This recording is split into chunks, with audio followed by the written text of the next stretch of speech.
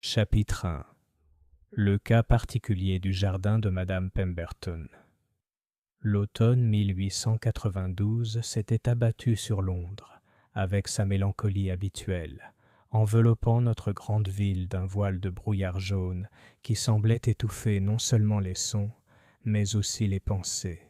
J'avais passé la majeure partie de cette matinée grise d'octobre dans mon cabinet, à soigner la femme d'un commerçant dont la nervosité avait été bouleversée par ce qu'elle affirmait être des apparitions spectrales dans son hôtel particulier de Belgravia. De tels cas étaient malheureusement devenus fréquents depuis le récent regain d'intérêt pour le spiritisme, et je me suis retrouvé à prescrire plus de bromure que je ne voulais l'admettre. C'est avec un soulagement considérable que je suis rentré à notre logement du 221B Baker Street, où j'ai découvert mon ami Sherlock Holmes dans sa position habituelle devant la cheminée, apparemment perdu dans la contemplation des flammes dansantes. La vue familière de son profil pointu, de son nez de faucon et de ses yeux gris perçants a immédiatement apporté un sentiment d'ordre à cette journée plutôt éprouvante. « Ah, Watson !» dit-il sans se détourner du feu. « J'espère que les fantômes de Madame Ashford se sont révélés sensibles au traitement médical. » Je m'arrêtai pour retirer mon manteau, même si j'aurais dû m'habituer à de telles démonstrations de son incroyable sens de l'observation. « Comment pouvez-vous connaître la nature de ma consultation matinale ?» Holmes se retourna enfin, un léger sourire aux lèvres. « Élémentaire, mon cher. Le parfum subtil mais caractéristique de l'eau de lavande imprègne votre manche, une préparation couramment utilisée par les dames d'un certain rang social pour lutter contre les troubles nerveux. La légère trace de craie sur votre poignet droit suggère que vous avez passé un temps considérable à rédiger des ordonnances, tandis que la posture particulière de vos épaules traduit la lassitude liée à la prise en charge de patients hystériques plutôt que de patients réellement malades. Le cas de Madame Ashford est au cœur des conversations dans les appartements des domestiques de Belgravia depuis 2 semaines. Une présence fantomatique qui n'apparaît que lorsque son mari est en déplacement professionnel. Une manifestation classique d'épuisement nerveux provoquée par les angoisses conjugales, je pense. Je me suis installé dans mon fauteuil en secouant la tête avec regret. Vos méthodes ne cessent de m'étonner, Holmes. Cependant, je dois dire que votre déduction concernant la situation familiale de Madame Ashford s'avère remarquablement juste. L'esprit humain, Watson, suit des schémas aussi prévisibles que les phases de la Lune. C'est simplement une question de... Son observation fut interrompue par le bruit de pas précipités sur notre escalier, suivi du léger coup frappé à notre porte par Madame Hudson. « Venez !» cria Holmes, son attitude changeant avec la vigilance d'un chien de chasse qui repère une odeur. Notre logeuse entra, son visage habituellement calme trahissant une réelle détresse. « Monsieur Holmes, une dame attend votre visite. Une certaine Madame Pemberton. Elle est dans un état critique, monsieur, et insiste sur le caractère urgent de l'affaire. » Holmes prenait déjà sa pipe. « Veuillez la faire venir, Madame Hudson. » Watson, je crois que notre paisible soirée va être considérablement animée. Quelques instants plus tard, nous fûmes rejoints par une femme d'une 40aine d'années, dont la robe sombre de voyage témoignait à la fois de sa dignité et du deuil. Madame Pemberton était de taille moyenne, avec des cheveux gris prématurément coiffés à la hâte sous un bonnet noir. Ses mains gantées tremblaient tandis qu'elle serrait un petit réticule, et ses yeux bruns brillaient d'une étrange luminosité, fruit d'un mélange de détermination et de terreur à peine contenue.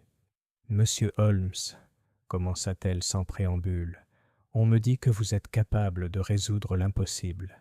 J'espère qu'ils disent vrai, car je crains de devenir complètement folle. » Holmes désigna la chaise en face de la sienne. « S'il vous plaît, Madame Pemberton, calmez-vous. Watson, auriez-vous l'amabilité de servir un peu de cognac à notre invité? Alors, madame, qu'est-ce qui vous amène à Baker Street par une soirée aussi désagréable ?» Madame Pemberton accepta le verre avec gratitude, même si ses mains continuaient de trembler lorsqu'elle le porta à ses lèvres. « Il s'agit du jardin de mon défunt mari, Monsieur Holmes. Plus précisément de ses roses. » « Vraiment ?» Holmes se pencha en avant avec intérêt. « Et quelle propriété remarquable possèdent ces roses ?» « Il parle, Monsieur Holmes. » Sa voix baissa à peine jusqu'à un murmure. Ils parlent un code que mon mari m'a appris pendant son service dans le corps des télégraphes.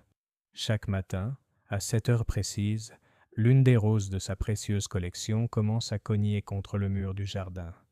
Le son suit le modèle du code Morse, délivrant des messages dénués de sens. Holmes échangea un rapide regard avec moi, mais son expression demeurait consciencieusement neutre. « Depuis combien de temps ce phénomène se produit-il, Madame Pemberton ? » « 3 semaines maintenant, depuis la nuit du cambriolage. » Elle s'essuya les yeux avec un mouchoir en dentelle. « Mon mari est décédé il y a 6 mois, Monsieur Holmes. »« D'une insuffisance cardiaque, » a dit le médecin. « Il m'a laissé notre maison à Hampstead et un revenu confortable, mais rien n'aurait pu me préparer à cela. »« Vous avez parlé de cambriolage, » ai-je interrompu. « A-t-on volé quelque chose de valeur ?» Le rire de Madame Pemberton était dénué d'humour. « C'est justement ça, docteur Watson. Rien n'a été emporté et pourtant tout a été dérangé. » L'intrus semblait particulièrement intéressé par le bureau de mon mari, où il conservait son vieux matériel télégraphique et ses journaux de guerre. Les tiroirs ont été vidés, les papiers éparpillés, mais à ma connaissance, rien n'a été emporté.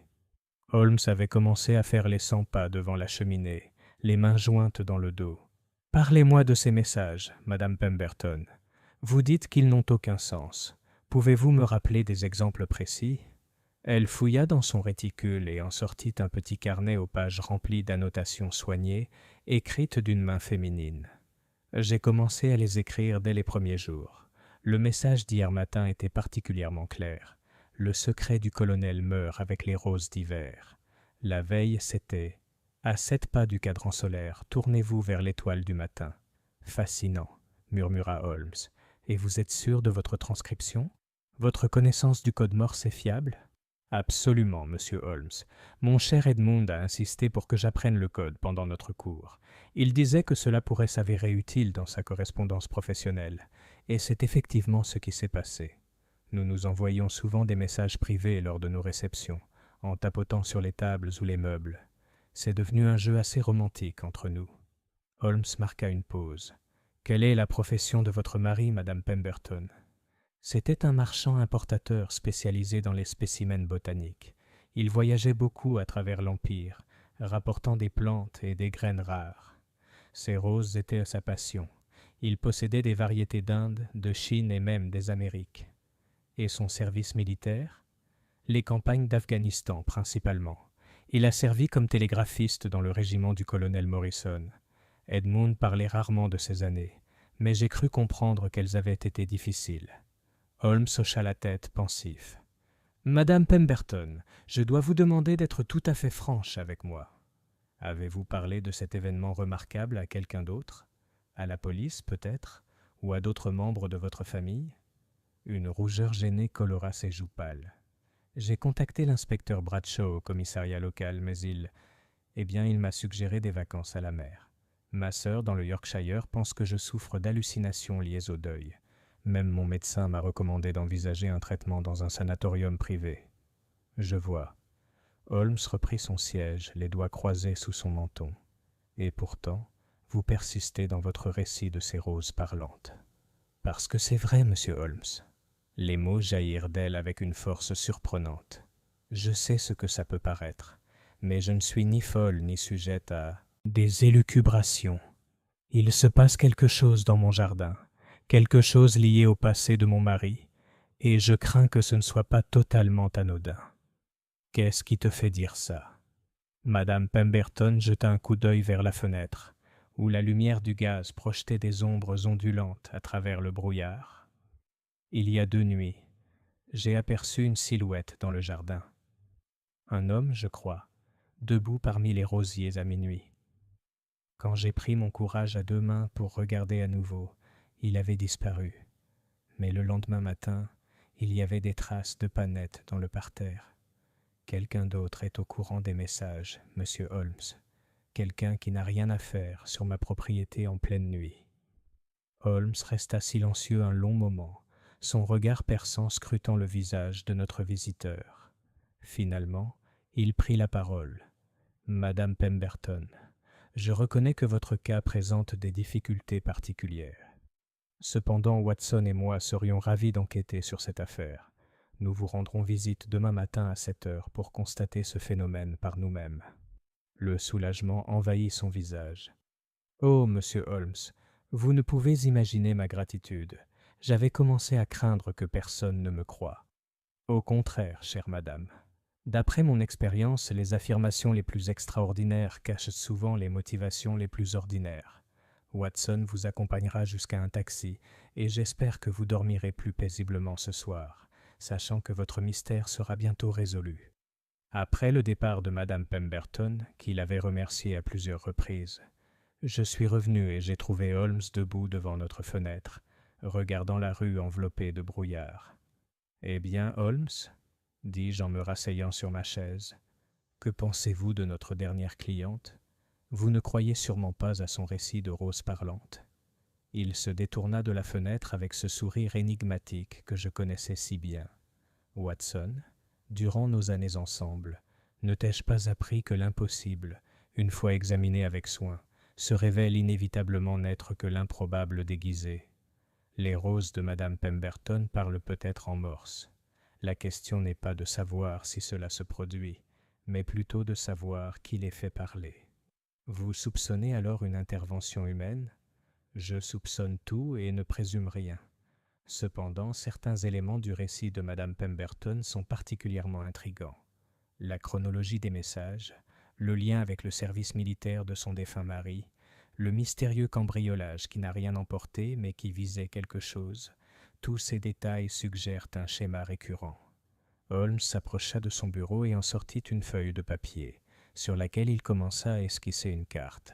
« Dites-moi, Watson, que savez-vous des campagnes afghanes des années 1870 ?»« Plus que je ne voudrais m'en souvenir, » répondis-je d'un ton sombre. Des affaires brutales, compliquées par le terrain accidenté et la menace constante de soulèvements tribaux. En effet, et les télégraphistes de ces campagnes transmettaient souvent des informations d'une valeur stratégique considérable, des messages concernant les mouvements de troupes, les itinéraires de ravitaillement et même l'emplacement de caches d'armes ou d'or. J'ai commencé à comprendre les implications de ces paroles. Vous pensez que le mari de madame Pemberton aurait pu être impliqué dans quelque chose qui dépasse les communications militaires de routine ? Je pense, mon cher Watson, que l'excursion de demain matin à Hampstead pourrait s'avérer bien plus éclairante que notre client ne le pense. Mais pour l'instant, je suggère que nous nous retirions. Nous aurons besoin de toute notre vigilance si nous voulons converser avec succès dans un jardin fleuri. Alors que je me préparais à aller me coucher ce soir-là, mon esprit restait occupé par l'étrange histoire que nous avions entendue. Madame Pemberton m'avait semblé une femme honnête, mais son récit semblait davantage relever du conte de fées que d'une enquête criminelle. Pourtant, j'avais appris depuis longtemps à faire confiance à l'étrange capacité de Holmes à trouver la logique là où d'autres ne voyaient que folie. Le brouillard se pressait contre nos fenêtres comme une masse vivante, et quelque part au loin, le cri lugubre d'un veilleur de nuit résonnait dans les rues. Demain apporterait soit la solution à une énigme fascinante, soit la confirmation que le chagrin avait effectivement affecté la raison de notre cliente plus gravement qu'elle ne le pensait. Je m'endormis au son des pas de Holmes dans le salon, sans doute déjà plongé dans les premières phases de la percée du mystère de madame Pemberton. Quelle que soit la vérité derrière ces roses parlantes, j'étais certain que le lendemain matin nous apporterait des révélations qu'aucun d'entre nous, et encore moins la malheureuse madame Pemberton, n'était prêt à affronter. Chapitre 2. Le langage secret du jardin. Le matin de notre expédition à Hampstead s'est levé clair et net, un de ces rares jours d'octobre où le brouillard permanent de Londres se lève pour révéler la ville dans toute sa splendeur crasseuse. Je me suis levé et j'ai trouvé Holmes déjà habillé et assis à notre table du petit déjeuner, ses traits anguleux animés par l'énergie particulière qui précède toujours une enquête d'un avenir insolite. « Ah, Watson » me salua-t-il à mon entrée. « J'espère que tu as bien dormi. Une journée passionnante nous attend. » Je me suis servi du café dans le service en argent que madame Hudson avait soigneusement préparé. Avez-vous réfléchi davantage à la remarquable affirmation de madame Pemberton? En effet, Holmes sortit un journal plié de la poche de son manteau. J'ai pris la liberté de consulter le dossier militaire de son défunt mari au ministère de la Guerre hier soir. Le capitaine Edmund Pemberton a servi avec distinction pendant la Seconde Guerre d'Afghanistan, rattaché au corps télégraphique du colonel Morrison. Très éclairant. De quelle manière? Holmes étala le journal devant moi, me montrant un petit article enfoui parmi les avis d'expédition. La nécrologie d'Edmund Pemberton, publiée il y a 6 mois. Notez la formulation curieuse. Décès subit d'une crise cardiaque alors qu'il travaillait dans son jardin bien-aimé. L'accent mis sur la mort subite semble assez prononcé. Vous ne trouvez pas? J'ai étudié la brève notice. Elle semble étrangement précise. Vous soupçonnez un acte criminel? Je ne soupçonne encore rien, mon cher, mais j'observe tout. Par exemple, avez-vous remarqué l'alliance de madame Pemberton hier soir? J'ai avoué que je n'avais pas prêté une attention particulière à ces détails. Il portait des égratignures récentes, poursuivit Holmes, du genre de celles que l'on trouve lors d'une manipulation nerveuse en période de stress extrême. Soit madame Pemberton a pris cette habitude assez récemment, soit elle n'a pas été très franche sur son état émotionnel suite à la mort de son mari. Avant que je puisse répondre, madame Hudson apparut pour nous annoncer l'arrivée de notre fiacre. Nous prîmes nos manteaux et traversâmes les rues animées du matin en direction de Hampstead, ce faubourg verdoyant où les Londoniens les plus aisés se réfugiaient loin du bruit et de la suie de la ville. La résidence Pemberton s'est avérée être une belle maison géorgienne, située en retrait de la route, entourée d'ormes matures qui projetaient des ombres dansantes sur l'allée pavée. Madame Pemberton nous a accueillis à la porte d'entrée, l'air nettement plus calme que la veille, même si j'ai décelé la même tension sous-jacente dans ses manières. « Monsieur Holmes, Dr. Watson, c'est gentil de votre part d'être venu si vite, » dit-elle en nous conduisant à travers un couloir décoré avec goût et bordé de gravures botaniques. J'avoue que j'ai à peine dormi, me demandant si vous trouveriez mon récit crédible dans la froide lumière du jour. Au contraire, madame Pemberton, répondit Holmes, j'ai très hâte de faire connaissance avec vos remarquables roses. Auriez-vous l'amabilité de nous faire visiter le jardin? Elle nous fit franchir des portes-fenêtres pour accéder à une terrasse dallée qui surplombait ce qui était sans conteste l'un des plus beaux jardins privés du nord de Londres. Edmund Pemberton était manifestement un homme de goût et un horticulteur hors pair. Les bordures automnales resplendissaient de chrysanthèmes et d'astères à floraison tardive, tandis que des allées soigneusement entretenues serpentaient entre des arbres rares et des arbustes d'ornement. Mais c'est la roseraie qui retient immédiatement l'attention. Disposée en massif formel autour d'un cadran solaire central, la collection présentait des variétés que je n'avais jamais vues auparavant.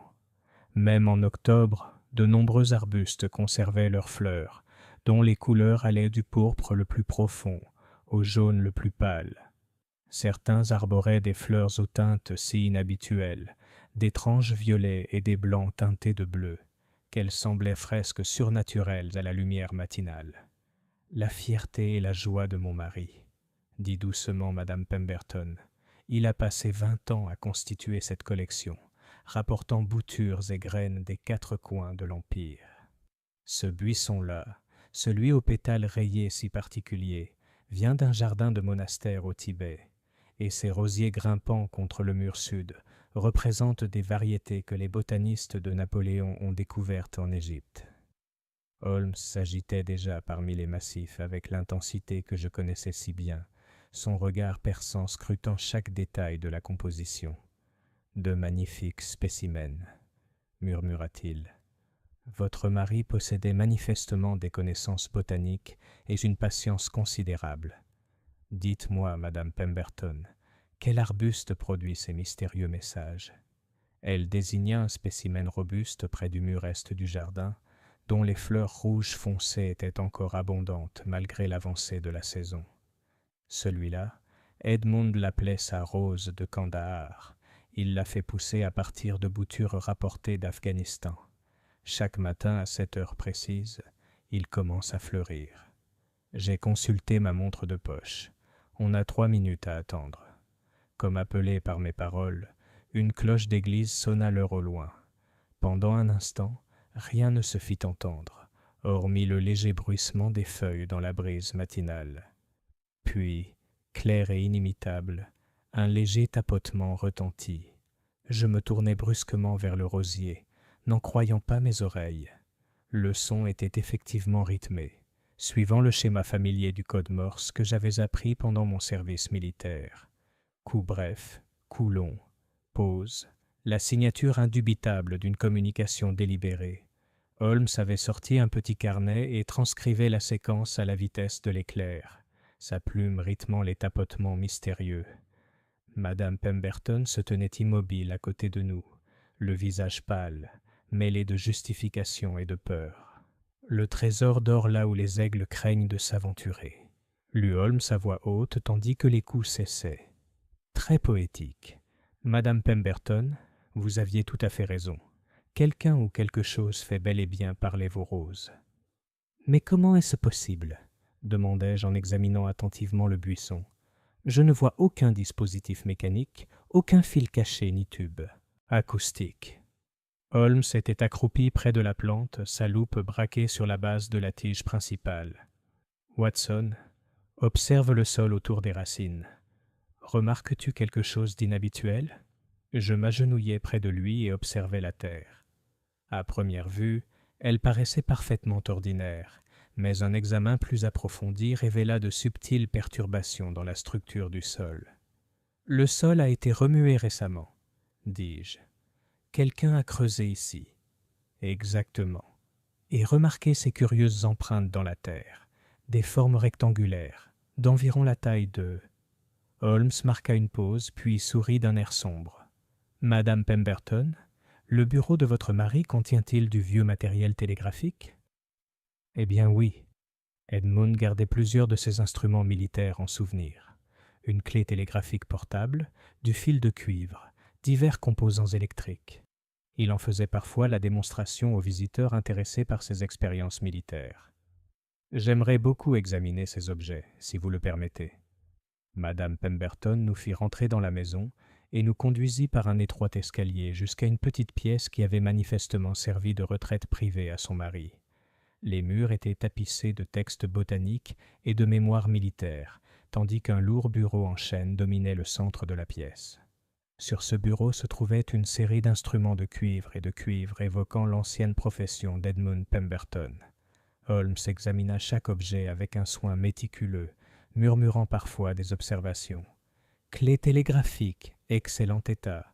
Fil de cuivre, récemment manipulé. Composant de batterie. Il marqua une pause soudaine, son attention fixée sur une petite boîte en bois légèrement à l'écart des autres instruments. « Madame Pemberton ?» dit-il prudemment. « Quelqu'un d'autre est-il entré dans cette pièce depuis le cambriolage dont vous avez parlé ?»« Personne d'autre que moi, et seulement brièvement. J'ai trouvé le dérangement trop dérangeant pour passer beaucoup de temps ici. » Holmes ouvrit la boîte en bois avec une satisfaction évidente. À l'intérieur, niché dans du feutre vert, se trouvait une collection de petits dispositifs mécaniques comme je n'en avais jamais vu auparavant. Il s'agissait de touches télégraphiques miniatures, mais construites avec une précision extraordinaire et équipées de ce qui ressemblait à des mécanismes de temporisation. « Un savoir-faire remarquable, » murmura Holmes. « Votre mari était manifestement un homme aux multiples talents, Madame Pemberton. Ces appareils représentent un niveau de sophistication technique bien supérieur à celui des équipements militaires standards. »« Je ne comprends pas, » dit-elle. « Qu'est-ce que c'est ? » Sauf erreur grave, ce sont des transmetteurs télégraphiques automatiques, des appareils capables d'envoyer des messages préprogrammés à des heures prédéterminées. La question n'est pas de savoir si vos roses parlent en morse, mais plutôt qui les a programmés pour le faire, et pourquoi. Madame Pemberton s'affala sur une chaise à proximité, le visage décoloré. « Vous voulez dire que quelqu'un a utilisé le matériel d'Edmund pour me tourmenter avec ses messages. Je pense que la situation est peut-être plus complexe qu'un simple harcèlement, » répondit Holmes. « Dites-moi, Votre mari a-t-il déjà mentionné des collègues de son service militaire? Des télégraphistes, peut-être, ou des officiers qui auraient eu partagé des informations sensibles? De temps en temps. Il y avait un sergent Morrison, sans lien de parenté avec le colonel, qui était l'assistant d'Edmund, et un lieutenant Caldwell qui nous rendait visite de temps en temps pendant les premières années de notre mariage. Mais je n'ai revu aucun de ces deux hommes depuis près de 10 ans. Holmes s'était dirigé vers la fenêtre, d'où l'on apercevait clairement la roseraie. L'emplacement est parfait, observa-t-il. Avec un équipement adéquat, on pourrait surveiller les activités du jardin depuis cette pièce. Madame Pemberton, je crois que votre mari vous a laissé bien plus qu'une simple collection de roses exotiques. Que veux-tu dire? Je veux dire que ces messages ne sont pas des communications aléatoires venues d'outre-tombe, mais plutôt un puzzle soigneusement construit pour mener quelqu'un, probablement vous, à des informations d'une valeur considérable. La question est de savoir si cette personne doit être vous seul, ou si d'autres ont également deviné le secret. Les implications de ces paroles semblèrent frapper Madame Pemberton avec une force considérable. La silhouette que j'ai vue dans le jardin, je cherchais probablement la même chose que nous. Madame Pemberton, je vous demande de me faire confiance. Watson et moi aurons besoin d'un accès illimité au jardin et au bureau de votre mari. Je crois que nous avons affaire à quelque chose de bien plus grave que les hallucinations provoquées par le chagrin d'une veuve. Alors que nous nous préparions à partir ce matin-là, ayant prévu de revenir le lendemain pour une enquête plus approfondie, je me suis senti profondément perturbé par les révélations de la matinée. Les roses parlantes s'étaient avérées bien réelles, mais leur explication n'a fait qu'épaissir le mystère entourant la mort d'Edmund Pemberton et les secrets qu'il avait apparemment cachés dans son jardin bien-aimé. « Holmes, dis-je tandis que notre fiacre nous ramenait vers Baker Street, croyez-vous vraiment que Madame Pemberton est en danger ?» Mon ami contemplait le paysage avec cette expression distante qui indiquait qu'il avait déjà une longueur d'avance sur notre situation actuelle. « Watson, je crois que Madame Pemberton a involontairement hérité d'un bien pour lequel d'autres sont prêts à tuer. La question est de savoir si nous pouvons résoudre l'énigme de son mari avant que ces autres ne décident qu'elle en sait trop pour vivre. » La lumière du soleil d'automne semblait soudainement moins chaude alors que nous revenions dans les rues animées de Londres, et je me suis demandé quels autres secrets se cachaient sous la beauté apparemment innocente de la roseraie de Pemberton. Chapitre 3. L'ombre du colonel. Le reste de la journée de mardi se déroula dans ce que je ne peux décrire que comme une agitation productive. Holmes s'était installé dans son fauteuil devant la cheminée, sa pipe et la transcription du matin, ne sortant qu'occasionnellement pour consulter l'un de ses nombreux ouvrages de référence ou pour arpenter notre salon avec l'énergie insatiable d'une panthère en cage. J'essayais de m'occuper de ma correspondance du jour et de plusieurs notes de cas à mettre à jour, mais mon attention était constamment attirée par les activités de mon ami. À l'heure du thé, l'atmosphère dans notre logement était devenue si dense, imprégnée de fumée de tabac et de tension intellectuelle, que je me suis finalement risqué à interrompre ses délibérations. « Holmes, ai-je demandé, avez-vous fait des progrès avec le puzzle de Madame Pemberton ?» Il leva les yeux de l'almanach militaire qu'il consultait, ses yeux gris brillants d'une intensité particulière qui annonçait une avancée décisive. « Watson, connaissez-vous la bataille de Maiwand ?» La question m'a frappé comme un coup dur. Je pense que oui, vu que j'étais là. Ce n'était pas vraiment mon expérience militaire la plus agréable. Bien sûr, pardonnez-moi, j'oublie parfois que votre connaissance des campagnes afghanes dépasse le cadre de la recherche universitaire. Holmes posa l'almanach et me fixa de son regard pénétrant. « Que pouvez-vous me dire sur les communications télégraphiques lors de cet engagement précis ?» Je me suis installé dans mon fauteuil, repensant à contre-cœur à cette journée torride de juillet 1880, où tout avait terriblement mal tourné. Les communications étaient chaotiques, si je me souviens bien. Nous avancions sur Kandahar lorsque nous avons rencontré une force afghane bien plus importante que ce que les renseignements avaient indiqué. Les lignes télégraphiques reliant le camp de base ont été coupées dès le début des combats. Exactement. Et pourtant, selon ces archives militaires, plusieurs messages codés ont été transmis avec succès pendant la bataille. des messages qui, selon les enquêtes ultérieures, contenaient des informations qui auraient dû être impossibles à obtenir dans ces circonstances. Quel genre d'informations? Holmes se leva et s'approcha de notre fenêtre, contemplant la rue éclairée au gaz en contrebas. Position des troupes, approvisionnement en munitions, et même prévision de renfort. Le genre de renseignements qui auraient été précieux pour l'ennemi s'ils étaient tombés entre de mauvaises mains. Les implications de ces paroles me firent froid dans le dos. Vous insinuez qu'il y avait un traître parmi les télégraphistes. Je suggère que le capitaine Edmund Pemberton a pu être impliqué dans des activités bien au-delà de ses fonctions officielles. Considérez les preuves. Un télégraphiste ayant accès à des communications militaires sensibles, une carrière ultérieure dans l'importation de spécimens botaniques des régions mêmes où il a servi, et maintenant, des messages posthumes évoquant des trésors cachés et des secrets qui meurent avec les roses d'hiver. Je me suis penché en avant sur ma chaise. Tu crois qu'il vendait des renseignements militaires? Je pense qu'il a peut-être découvert quelqu'un d'autre se livrant à de telles activités et a pris des mesures pour préserver les preuves de sa trahison. La question est de savoir si ces preuves existent toujours, et si le mystérieux visiteur nocturne de Madame Pemberton est le traître lui-même, cherchant à éliminer le dernier témoin de ces crimes.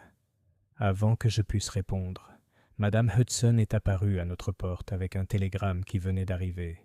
Holmes l'a ouvert avec une impatience évidente, puis me l'a tendu avec un sourire sinistre.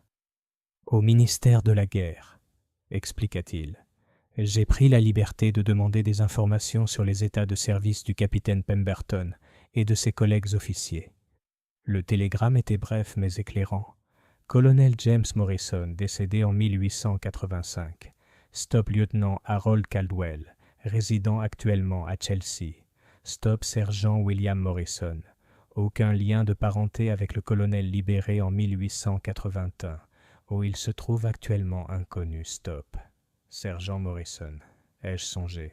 L'homme que Madame Pemberton a mentionné comme étant l'assistant de son mari. En effet. Et notez la date de sa démobilisation. 1881, moins d'un an après la bataille de Maiwand. Un timing plutôt curieux pour un soldat de carrière, vous ne trouvez pas? Holmes retourna à sa chaise et commença à bourrer sa pipe avec des gestes délibérés qui indiquaient qu'il élaborait un plan d'action. Watson, je crois qu'il est temps d'aller rendre visite au lieutenant Caldwell. Un homme résidant à Chelsea devrait être facile à localiser, et je suis très curieux de savoir ce dont il se souvient des activités de son ancien collègue. Le lendemain matin, nous étions dans un fiacre, sillonnant les rues élégantes de Chelsea, ce quartier chic où officiers retraités et marchands prospères avaient établi leur résidence londonienne. Le lieutenant Caldwell s'est avéré être une maison modeste mais bien entretenue, située sur une place tranquille, avec ses ferrures en laiton étincelantes et son perron fraîchement lavé. Nous fûmes accueillis par un vieux domestique qui nous informa que son maître prenait sa matinée dans les jardins voisins, mais qu'il reviendrait dans un quart d'heure.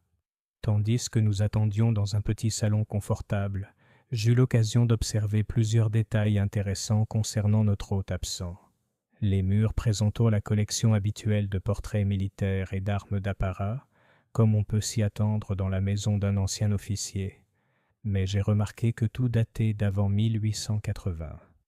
Aucune médaille de la campagne d'Afghanistan n'était visible, ni aucun souvenir de ce théâtre d'opération.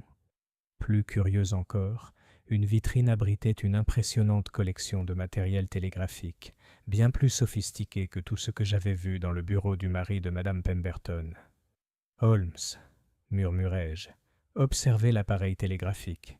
Caldwell semble avoir conservé son intérêt pour les communications militaires. » Mon ami examinait une photo encadrée sur la cheminée, l'air pensif. En effet, et cette photo est très éclairante.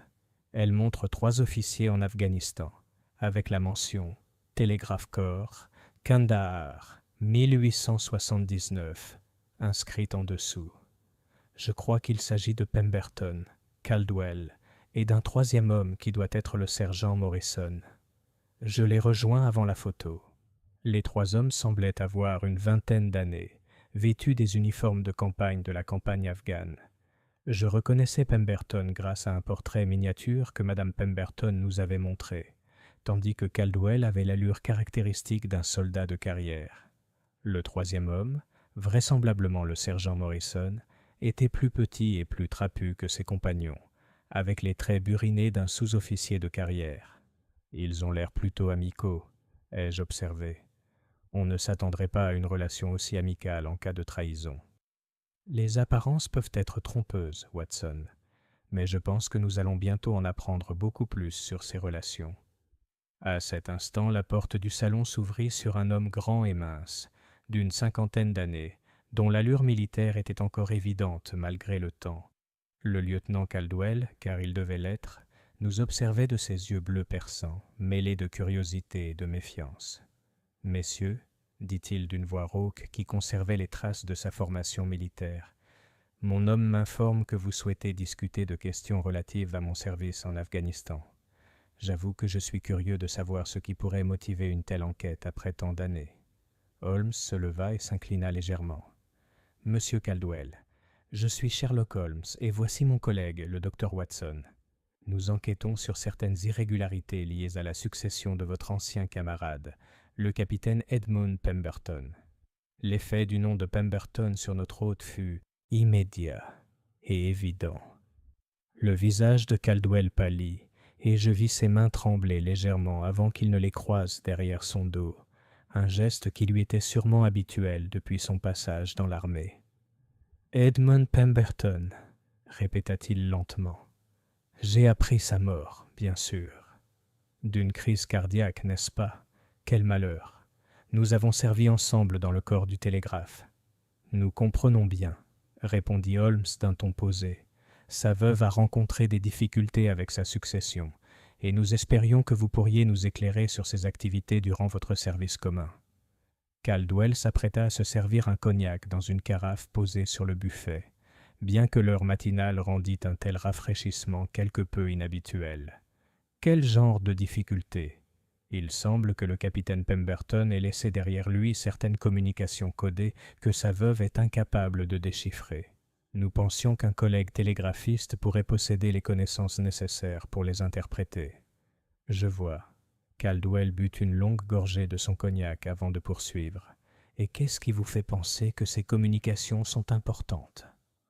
Holmes sourit avec une apparente innocence. Oh, ce ne sont peut-être que des messages romantiques entre mari et femme. Mais Madame Pemberton est naturellement impatiente de connaître les dernières volontés de son défunt mari. Pourriez-vous nous parler de votre relation de travail avec le capitaine Pemberton? Avez-vous mis au point des codes ou des procédures spécifiques? Pendant un long moment, Caldwell fixa son verre de brandy. Lorsqu'il parla enfin, sa voix était soigneusement maîtrisée. Edmund était un excellent officier et un excellent télégraphiste. Nous avons travaillé ensemble pendant près de 2 ans, assurant les communications entre différents avant-postes et la garnison principale de Kandahar. C'était un travail dangereux. Les Afghans tentaient fréquemment de couper nos lignes ou d'intercepter nos messages. Et le sergent Morrison? Qu'est-il devenu après la guerre? La question sembla frapper Caldwell comme un coup violent. Son verre lui glissa des doigts et se brisa sur le parquet dans un jet de cristal et de liquide ambré. « Morrison, » murmura-t-il. « Tu m'as posé des questions sur Morrison. »« N'aurions-nous pas dû ?» demanda Holmes d'un ton doux. Caldwell perdit son sang-froid. « Messieurs, je crains que vous ne soyez en grand danger. Si Morrison sait que vous avez enquêté sur les affaires d'Edmund. » Il marqua une pause, semblant aux prises avec un profond doute. « Il y a des choses concernant notre service en Afghanistan qui n'ont jamais été rendues publiques. Des choses que certaines personnes tueraient pour garder secrètes. »« Quel genre de choses ?» demandai-je. « Morrison vendait des informations à l'ennemi, » s'empressa de dire Caldwell. « Edmund l'a découvert pendant la bataille de Maiwand. Il avait des preuves, des messages codés, des relevés de paiement, et même des correspondances avec des agents afghans. Mais avant qu'il puisse dénoncer Morrison aux autorités, la bataille était perdue et Morrison a disparu. » Holmes se pencha en avant avec attention. « Qu'est-il arrivé aux preuves ? » Edmund l'a gardé. Il a dit que c'était une assurance. Tant que Morrison croirait que les preuves pourraient faire surface, il n'oserait pas se venger.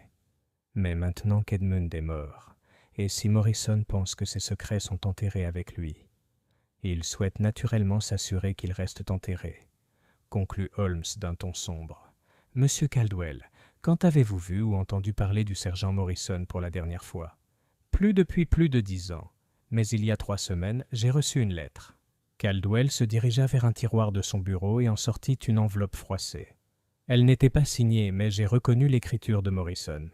Elle ne contenait qu'une adresse, celle de Madame Pemberton à Hampstead, et un seul mot. « Souviens-toi. » Holmes examina attentivement la lettre. « Vous n'avez pas pensé à prévenir Madame Pemberton ?»« La prévenir de quoi ? Que son mari avait un jour menacé de dénoncer un traître ? Je n'avais aucune preuve que Morrison ait eu de mauvaises intentions. Je pensais qu'il souhaitait simplement rendre hommage à la veuve d'Edmund. » « Une interprétation généreuse, » observa Holmes sèchement. « Monsieur Caldwell, je crois que Madame Pemberton est en danger immédiat. Si Morrison cherchait des preuves que son mari aurait dissimulées, et s'il pense qu'elle les aurait découvertes. » L'ancien lieutenant hocha la tête d'un air sombre. « Il ne reculera devant rien pour le récupérer. Morrison a toujours été impitoyable, même pendant notre service.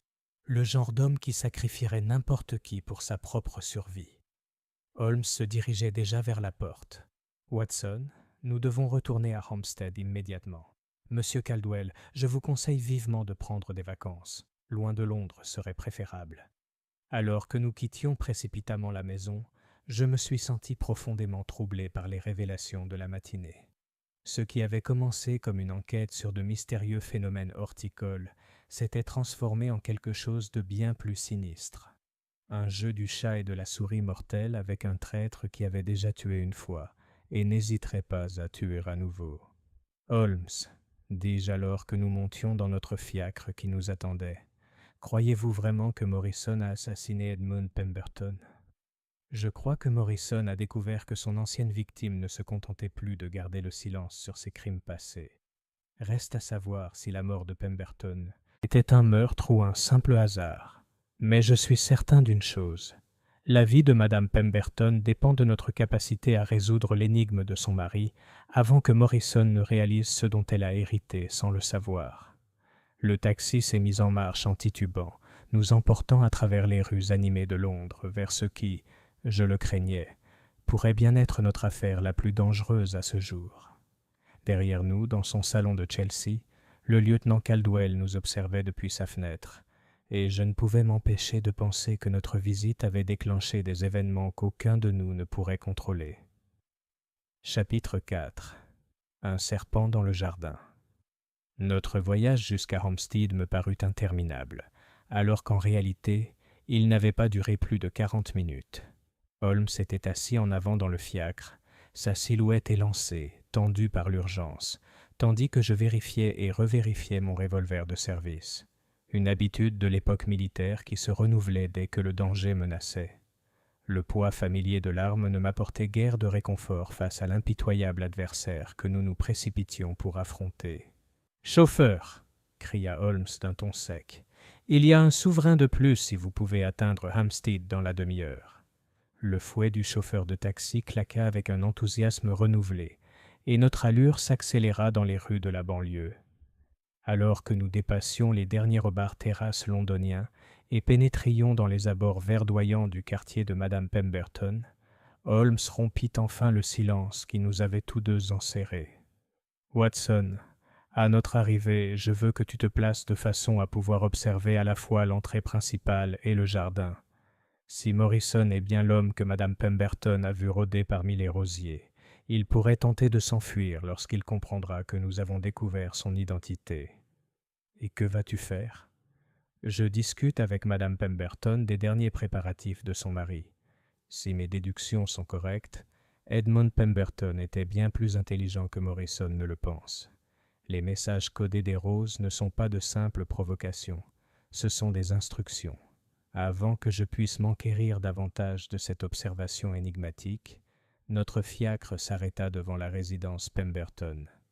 La maison géorgienne paraissait paisible dans la lumière de l'après-midi, ses fenêtres étincelantes et son jardin intact.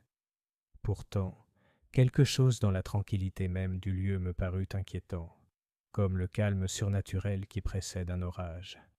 Holmes paya le chauffeur et lui demanda d'attendre, puis me conduisit sur le chemin pavé jusqu'à la porte d'entrée. Ce ne fut pas madame Pemberton elle-même qui frappa, mais une jeune femme de chambre dont l'expression inquiète confirma immédiatement nos pires craintes. « Oh, messieurs, dit-elle à bout de souffle, heureusement que vous êtes venus. Madame m'a envoyé vous chercher ce matin même, mais vous aviez déjà quitté Baker Street. Que s'est-il passé ? Demanda Holmes. Madame Pemberton a reçu un visiteur tôt ce matin, un homme qui prétendait être un vieil ami du maître, de l'époque où il était militaire. Elle l'a admis dans le bureau, et ils ont discuté pendant une vingtaine de minutes. Après son départ, la maîtresse était dans un état lamentable. Elle est enfermée dans le petit salon depuis lors et refuse de parler à quiconque. Holmes et moi avons échangé un regard noir. « Ce visiteur, ai-je demandé, pouvez-vous le décrire ?»« Un gentleman trapu, monsieur, avec des favoris gris et une allure militaire. Il portait une canne à pommeau en laiton et parlait avec un accent du Yorkshire. »« Sergent Morrison, » murmura Holmes. La question est de savoir quelle menace il a employée pour obtenir le silence de madame Pemberton. Conduisez-nous immédiatement. La femme de chambre nous conduisit à travers la maison jusqu'à un petit salon élégamment aménagé donnant sur le jardin. Madame Pemberton était assise à la fenêtre, le visage pâle et les mains si serrées sur ses genoux que ses jointures étaient mottes et blanches. Elle leva les yeux à notre entrée, et je fus stupéfait de lire la terreur dans ses yeux. « Monsieur Holmes, murmura-t-elle, il a dit que vous viendriez. Il m'a dit de vous dire que certains secrets méritent qu'on tue pour eux, et que la mort d'Edmund n'était que le début. » Holmes s'agenouilla près de sa chaise d'une voix douce mais pressante. « Madame Pemberton, vous devez nous dire exactement ce que cet homme vous a dit. Votre vie pourrait en dépendre. » Elle prit une inspiration tremblante. Il savait des choses sur Edmund que je n'avais jamais entendues, des détails sur son service en Afghanistan, des messages qu'il avait interceptés. Il disait qu'Edmund avait volé quelque chose qui lui appartenait et qu'il comptait le récupérer avec ou sans ma coopération. Est-ce qu'il t'a menacé directement ? Il a dit que les accidents arrivent aux veuves qui se mêlent d'affaires qui les dépassent. Il a ajouté que l'arrêt cardiaque d'Edmund avait été fort opportun et que des malheurs similaires pouvaient facilement se produire. Sa voix se brisa. « Monsieur Holmes, je ne comprends rien à tout cela. Qu'a volé Edmund ? Que cherche cet homme ?» Holmes se leva et s'approcha de la fenêtre, son regard perçant scrutant le jardin en contrebas. « Madame Pemberton, votre mari était un homme d'un courage et d'une ingéniosité extraordinaires. Durant son service militaire, il a découvert des preuves de trahison, des preuves qui pourraient encore envoyer certains individus à la potence. Plutôt que de simplement rapporter ces preuves aux autorités, il a choisi de les préserver pour se prémunir contre de futures menaces. Tu veux dire les messages des roses ? Ces messages sont une carte, Madame Pemberton, une série d'indices conçus par Edmund pour vous mener à ces preuves cachées. La question est de savoir si nous pourrons les déchiffrer avant que Morrison ne se lasse d'attendre votre coopération. » J'avais examiné le petit salon pendant que Holmes parlait, et un détail attira mon attention et me fit froid dans le dos. « Holmes, dis-je doucement, observez les portes-fenêtres donnant sur le jardin. La serrure a été forcée. » Il me rejoignit à la porte, son expression s'assombrissant tandis qu'il examinait le mécanisme endommagé. Récemment, et avec une grande habileté, Morrison est venu dans cette maison, Madame Pemberton. Quand avez-vous vérifié pour la dernière fois le bureau de votre mari ? Son visage devint blême. Plus depuis hier matin. Oh mon Dieu, et s'il avait pris l'équipement d'Edmund ? Nous nous sommes précipités à l'étage, dans le bureau, où les traces de la fouille de Morrison étaient immédiatement apparentes. Des tiroirs avaient été ouverts et leur contenu dispersé. Des livres avaient été retirés de leurs étagères et la collection de matériel télégraphique avait été complètement dérangée. Pourtant, quelque chose dans ce désordre m'a semblé étrangement sélectif, comme si l'intrus avait cherché quelque chose de précis sans le trouver. Holmes examina la boîte en bois qui contenait les appareils télégraphiques automatiques. Vide, annonça-t-il. Morrison a pris les composants mécaniques, mais je soupçonne qu'il lui manque quelque chose d'essentiel. Il se tourna vers Madame Pemberton. Votre mari conservait-il d'autres équipements techniques? Peut-être dans une autre pièce ou dans le jardin? Il y avait un petit atelier dans la cave où il menait ses expériences électriques, et il travaillait parfois sur ses appareils dans l'abri de jardin, surtout pendant les mois d'été. Montrez-nous d'abord le hangar, décida Holmes. Si Morrison surveillait la maison, il n'en a peut-être pas découvert l'existence.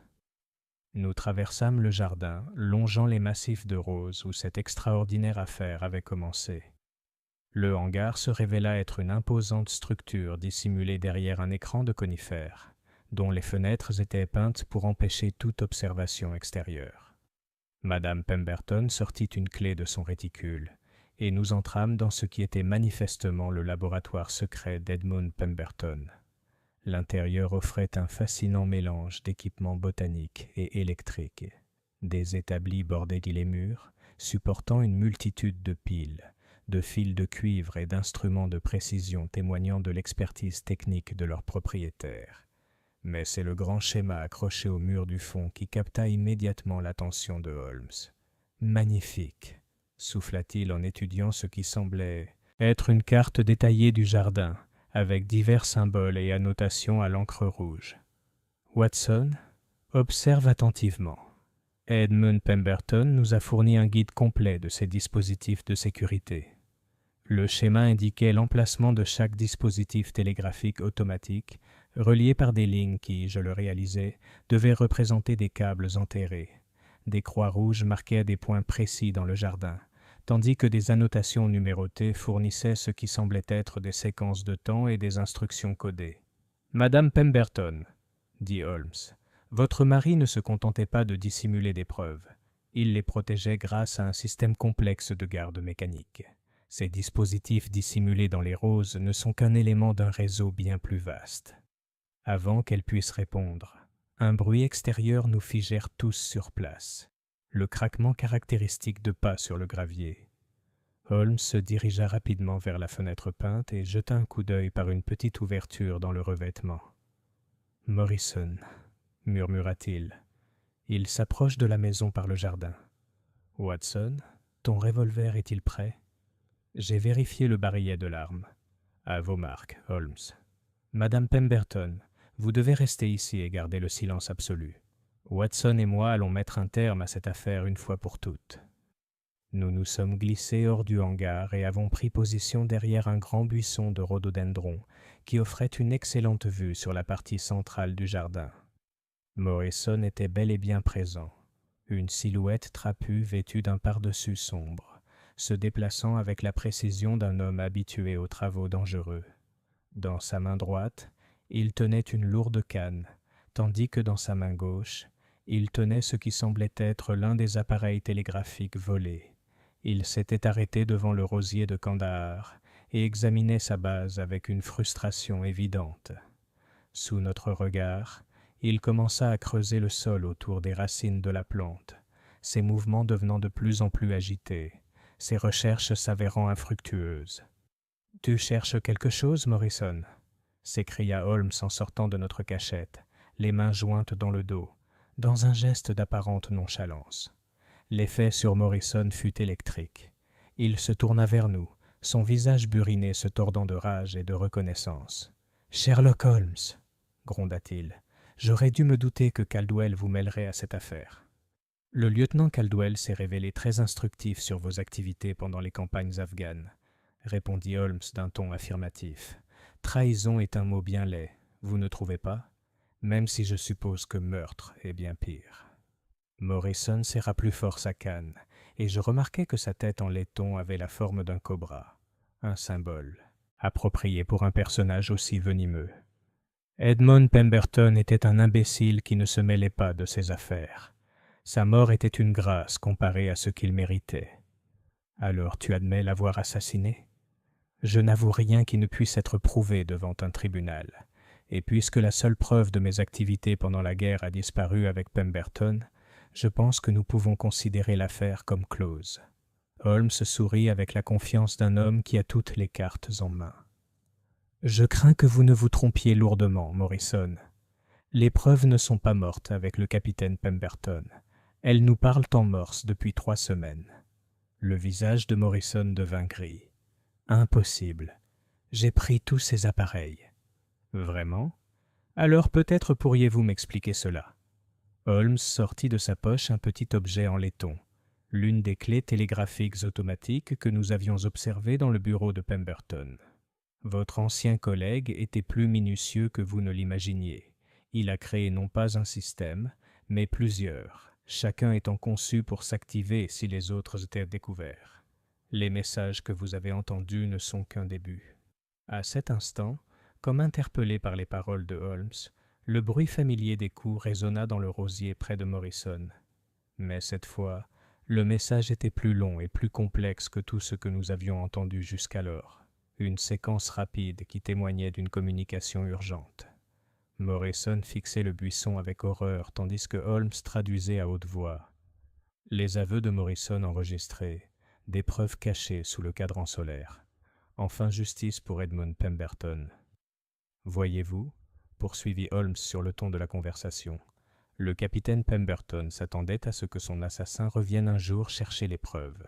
Il a fait en sorte que ces roses fournissent ces preuves directement à tout témoin présent lors d'une telle recherche.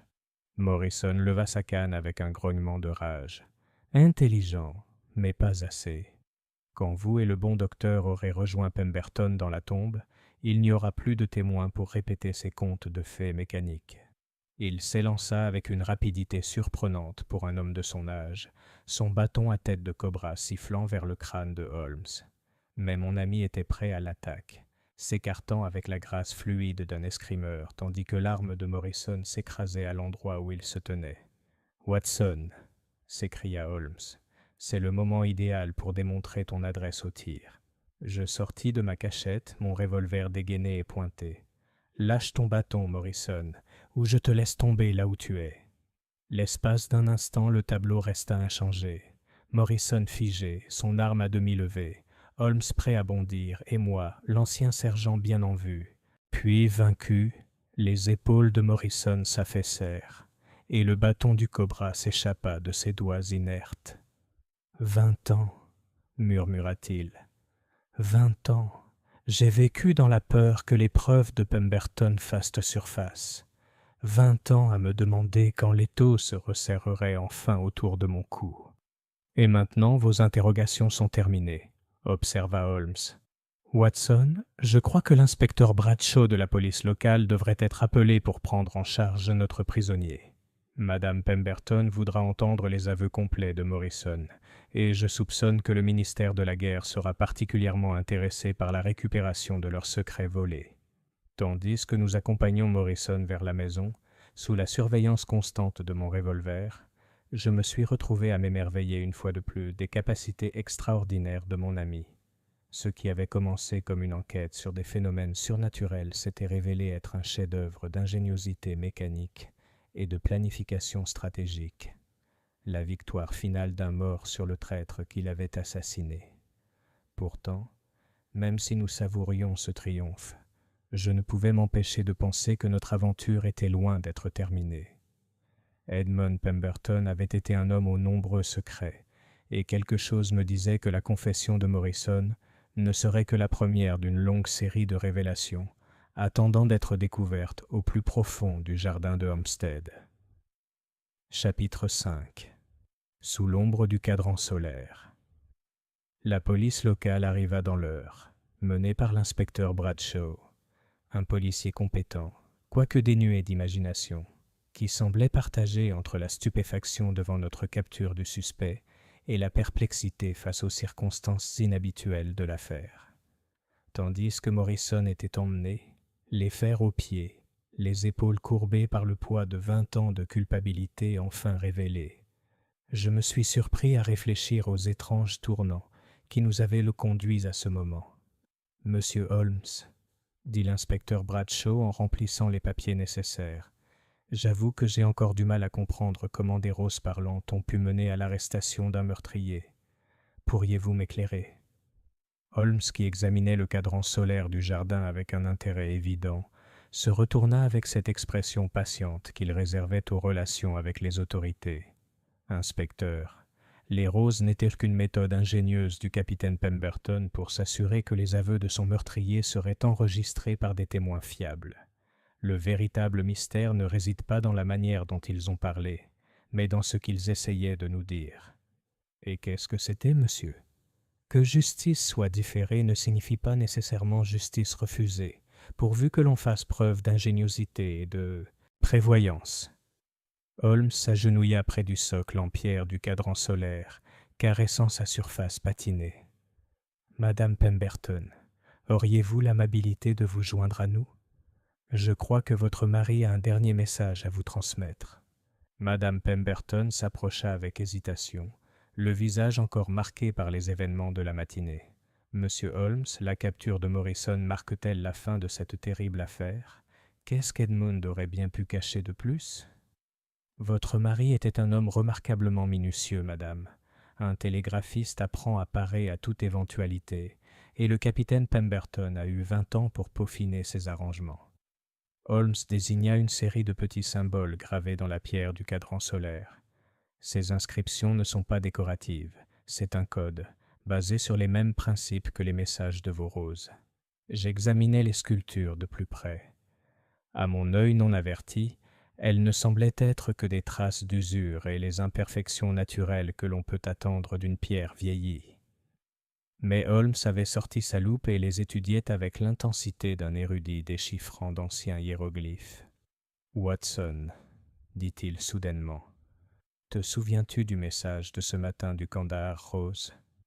Il y a quelque chose à propos d'un trésor qui dort là où les aigles ont peur de marcher, n'est-ce pas ? » Exactement.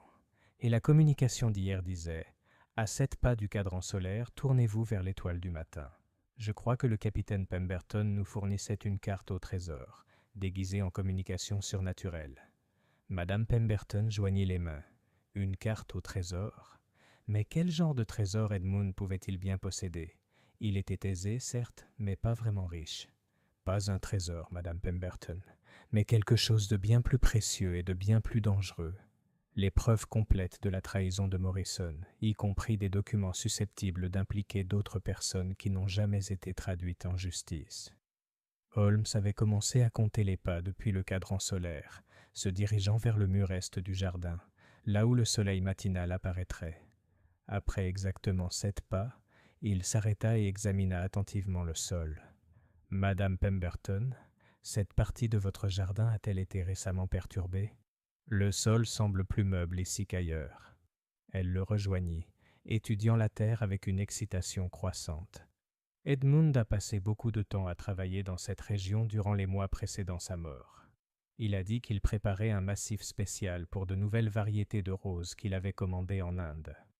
Je soupçonne que ces activités botaniques n'étaient qu'une couverture commode pour des fouilles plus importantes. Watson, pourriez-vous récupérer quelques outils de fouille dans l'abri de jardin ? Je crois que nous sommes sur le point de découvrir le plus grand secret du capitaine Pemberton. 20 minutes plus tard, armés de pelles récupérées dans le hangar, nous avions creusé une zone rectangulaire d'environ 1 mètre sur 2, sur une profondeur d'environ 45 cm. À ce moment-là, la pelle de Holmes heurta quelque chose de solide, non pas une pierre ou une racine, mais le bruit caractéristique du métal contre le bois. « Excellent, » murmura-t-il en repoussant la terre du bout des doigts. « Madame Pemberton, je crois que nous avons retrouvé l'héritage de votre mari. » L'objet s'avéra être une imposante boîte en bois, scellée à la cire et enveloppée dans un tissu huilé pour la protéger de l'humidité. Holmes la souleva avec précaution de son emplacement, notant son poids considérable, suggérant un contenu important. « Devrions-nous l'examiner ici ou préférez-vous l'intimité de votre salon ?» demanda-t-il à Madame Pemberton.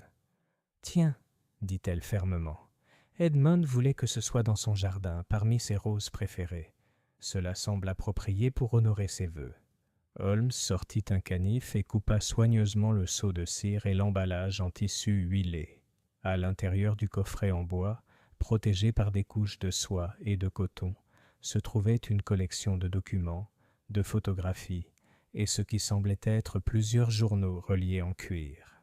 Le premier objet examiné par Holmes était une lettre portant le nom de Madame Pemberton, écrite de la main familière de son défunt mari. « Ma chère Margaret », lut-il à voix haute, « si vous lisez cette lettre, c'est que les gardiens mécaniques que j'ai placés dans notre jardin vous ont guidé jusqu'à cette cachette. Je prie pour que les menaces de Morrison aient enfin été exaucées et que vous soyez à l'abri des dangers qui ont tenté notre mariage. » Les yeux de Madame Pemberton se remplirent de larmes, mais elle fit signe à Holmes de continuer. Les documents contenus dans ce coffret représentent 20 années d'enquête minutieuse sur une conspiration qui allait bien au-delà de la trahison individuelle de Morrison. Ce qui avait commencé comme la preuve de la trahison d'un seul homme a révélé un réseau de corruption qui touchait les plus hautes sphères de l'armée et de l'État. J'ai documenté des paiements, des communications falsifiées et les véritables circonstances de plusieurs désastres militaires imputés à la ruse afghane plutôt qu'à la trahison britannique. Holmes marqua une pause, examinant plusieurs documents. « Madame Pemberton, votre mari n'était pas seulement un télégraphiste. Il menait une enquête privée qui ferait honte aux plus fins des détectives. Ces documents contiennent des preuves susceptibles de renverser des gouvernements et de détruire des réputations intactes depuis des décennies. Mais pourquoi n'a-t-il pas signalé ces conclusions aux autorités ? Ai-je demandé. Holmes poursuivit la lecture de la lettre. J'ai tenté à plusieurs reprises de porter mes preuves à l'attention des autorités, mais chaque tentative s'est heurtée à des obstacles et à des menaces à peine dissimulées. Il est devenu évident que le complot impliquait des individus suffisamment influents pour empêcher toute enquête. Plutôt que de risquer la sécurité de Margaret en cherchant à obtenir justice immédiatement, j'ai choisi de préserver les preuves jusqu'à ce qu'elles puissent être révélées en toute sécurité. Edmund savait qu'il était en danger, murmura Madame Pemberton. Même après toutes ces années, il savait que Morrison pourrait revenir. En effet. Mais il savait aussi que le retour de Morton serait l'occasion idéale de révéler toute la conspiration. Holmes désigna un épais dossier intitulé « Documents financiers ». Ces documents retracent les paiements d'agents afghans à des officiers britanniques, dont plusieurs dont les noms seraient familiers à quiconque suit les débats parlementaires. J'ai examiné l'une des photographies qui montrait 3 hommes en civil rencontrant ce qui semblait être des chefs tribaux afghans. Holmes, si ces allégations sont fondées, nous avons affaire à une trahison d'une ampleur qui éclipse les crimes individuels de Morrison. Ce qui explique pourquoi le capitaine Pemberton a pris des précautions aussi minutieuses. Il savait que de puissants ennemis ne reculeraient devant rien pour récupérer ces preuves. Holmes remit soigneusement les documents dans leurs emballages protecteurs. « Madame Pemberton, votre mari vous a laissé face à un choix qui affectera non seulement votre avenir, mais aussi celui de la justice britannique. » Elle redressa les épaules avec une détermination qui me rappela l'allure militaire de son défunt mari. « Quel choix avez-vous, monsieur Holmes ?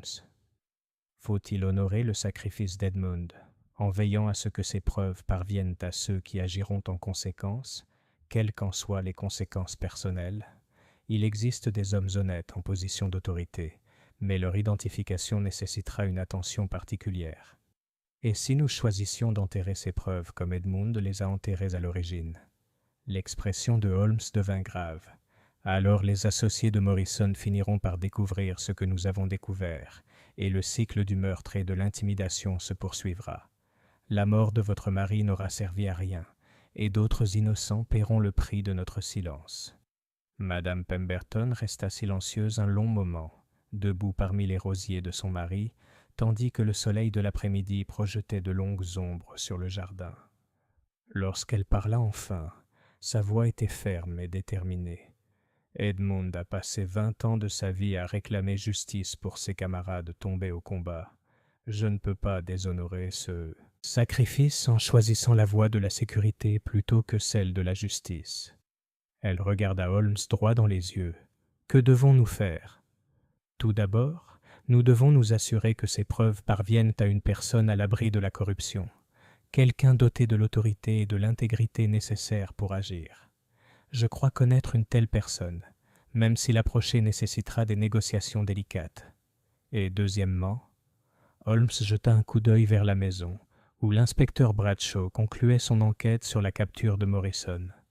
Nous devons nous préparer à l'éventualité que les complices de Morton tentent de récupérer ces preuves par tous les moyens. Les tuteurs mécaniques de votre mari ont rempli leur fonction, mais je crains que nous ayons besoin d'une protection plus conventionnelle dans les jours à venir. Tandis que nous réenfouissions soigneusement la boîte en bois et rendions au jardin son aspect d'origine, je m'émerveillais devant l'homme extraordinaire dont la clairvoyance nous avait conduits à ce moment. Le capitaine Edmund Pemberton avait transformé son paisible jardin en une arme de justice, resté en sommeil pendant 6 mois, avant d'atteindre sa cible avec une précision dévastatrice. Pourtant, alors même que nous célébrions ce triomphe sur la corruption et le meurtre, je ne pouvais m'empêcher de penser que nos plus grands défis nous attendaient. La capture de Morrison n'était que le premier pas dans une partie dont les enjeux étaient plus importants que nous ne l'avions imaginé. En dévoilant une conspiration, nous étions tombés sur des preuves de crimes susceptibles d'ébranler les fondements mêmes de l'Empire. Alors que nous nous apprêtions à quitter le jardin, Madame Pemberton s'arrêta près du rosier de Kandahar qui avait lancé notre enquête. L'espace d'un instant, je crus entendre à nouveau cet étrange bruit de tapotement qui nous avait conduits à Hampstead. Mais cette fois, le message semblait différent. Non pas un appel à l'aide, mais une bénédiction, comme si l'esprit d'Edmund Pemberton avait enfin trouvé la paix qui lui avait échappé de son vivant. « Merci, ma chère », murmura Madame Pemberton à la rose silencieuse. « Merci de m'avoir amené les amis qui ont pu terminer ce que tu as commencé. » La rose ne répondit pas, sa voix mécanique s'étant enfin tue. Mais dans le crépuscule naissant, entouré de la beauté et de la sérénité du jardin qu'il avait tant aimé, j'étais certaine que le capitaine Edmund Pemberton pouvait enfin se reposer, rassuré par la certitude que justice serait enfin rendue. Chapitre 6. La toile du pouvoir. Notre retour à Baker Street ce soir-là s'est déroulé dans un silence contemplatif, chacun absorbé par ses propres réflexions sur les découvertes capitales de la journée. Madame Pemberton avait accepté de rester chez sa sœur dans le Yorkshire jusqu'à ce que nous puissions déterminer l'ampleur du danger que représentaient les associés anonymes de Morrison, tandis que les précieuses preuves restaient soigneusement cachées sous son cadran solaire de jardin, protégées désormais par des serrures conventionnelles plutôt que par des rosaces mécaniques. Tandis que notre fiacre sillonnait les rues familières en direction de la maison, je me suis surpris à observer le profil de mon ami à la lueur vacillante du gaz. Holmes arborait l'expression de profonde concentration qui précédait généralement ses projets les plus audacieux, et je soupçonnais que la soirée nous apporterait des révélations aussi importantes que celles que nous avions déjà vécues. « Holmes » ai-je osé demander tandis que nous montions les marches menant à notre logement. « Vous avez mentionné connaître quelqu'un doté de l'autorité et de l'intégrité nécessaires pour agir sur la foi du témoignage du capitaine Pemberton. Oserais-je vous demander à qui vous faites référence ?» Il marqua une pause, la clé à moitié tournée dans la serrure. « Watson, connaissez-vous bien l'actuel ministre des Affaires étrangères ?» La question m'a complètement pris au dépourvu. « Lord Salisbury ?» De réputation, bien sûr. Pourquoi posez-vous cette question ? Parce que j'ai des raisons de croire qu'il est peut-être le seul homme du gouvernement à qui l'on puisse confier ces preuves. Plus important encore, il possède suffisamment de pouvoir politique pour agir sans craindre l'ingérence de ceux qui préféreraient les voir enterrés. Nous sommes entrés dans notre salon et avons trouvé Madame Hudson qui nous attendait avec une expression inquiète et un plateau en argent contenant plusieurs lettres et télégrammes. « Monsieur Holmes, » dit-elle avec un soulagement évident, « ces messages sont arrivés dans l'heure, et les messieurs qui les ont délivrés semblaient très insister pour que vous les receviez immédiatement. » Holmes examina la correspondance avec un intérêt évident. Le premier télégramme portait le sceau officiel de Scotland Yard, tandis que le second était marqué du cachet distinctif du ministère des Affaires étrangères. Le troisième envoi, une enveloppe simple, sans marque officielle, sembla retenir toute son attention. « Madame Hudson, le monsieur qui a livré cette lettre non marquée a-t-il fourni une description de lui-même ? Un homme bien habillé, monsieur, avec l'allure d'un militaire. Il portait des gants et parlait avec un accent cultivé, mais gardait son chapeau enfoncé sur ses traits. Un comportement des plus étranges, à mon avis. Holmes déchira d'abord l'enveloppe non marquée, son expression devenant de plus en plus grave à mesure qu'il en lisait le contenu. Finalement, il me tendit la lettre sans commentaire. Le message était bref mais glaçant. Monsieur Holmes, votre enquête sur certains faits historiques n'est pas passée inaperçue. Ceux qui privilégient la discrétion au sensationnalisme feraient droit bien de considérer les bienfaits du silence. Certains secrets valent mieux que la justice, et certaines justices coûtent plus cher que le silence. Un ami concerné. Une menace, dis-je d'un ton sombre. Les associés de Morrison agissent vite, en effet. Mais observez la qualité du papier, la formulation réfléchie, l'évitement minutieux des menaces spécifiques qui pourraient de constituer des preuves concrètes. Cela vient de quelqu'un possédant une solide expérience des arts subtils de l'intimidation. Holmes ouvrit ensuite le télégramme de Scotland Yard, et je vis ses sourcils se froncer de surprise.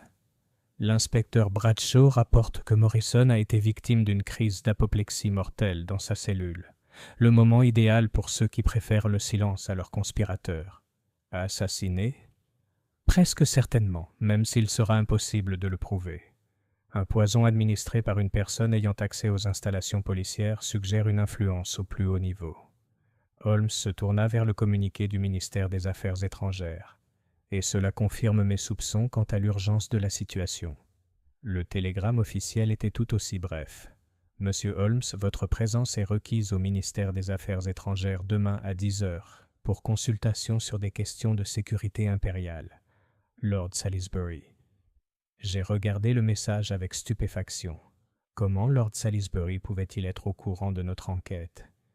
Parce que, mon cher Watson, le ministre des Affaires étrangères entretient des réseaux de renseignements qui impressionneraient même le professeur Moriarty. Si le complot de Morrison impliquait des représentants du gouvernement, vous pouvez être certain que Lord Salisbury surveille ses activités depuis un certain temps. Holmes s'approcha de notre fenêtre et contempla la rue en contrebas, son œil perçant observant chaque détail de la circulation piétonne du soir. « Watson, je voudrais que tu prépares un sac de voyage contenant le nécessaire pour plusieurs jours. Après la réunion de demain, nous jugerons peut-être prudent de quitter Londres jusqu'à la conclusion de cette affaire. Vous croyez que nous sommes en danger immédiat ? Je crois que la mort de Morrison démontre que ses associés sont prêts à tout pour se protéger. Il nous reste peut-être 12 heures avant qu'ils ne réalisent donc que son élimination ne suffisait pas à assurer leur sécurité. Comme pour appuyer son propos, un mouvement subtil dans l'ombre de Baker Street attira mon attention. Une silhouette vêtue d'un pardessus sombre se tenait immobile sous un lampadaire, apparemment absorbée par la lecture d'un journal. Pourtant, quelque chose dans sa posture suggérait que son attention était focalisée non pas sur la page imprimée, mais sur nos fenêtres, éclairées. « Holmes, dis-je doucement, il semble que nous ayons trouvé un observateur. » Il me rejoignit à la fenêtre, suivant mon regard vers la silhouette suspecte.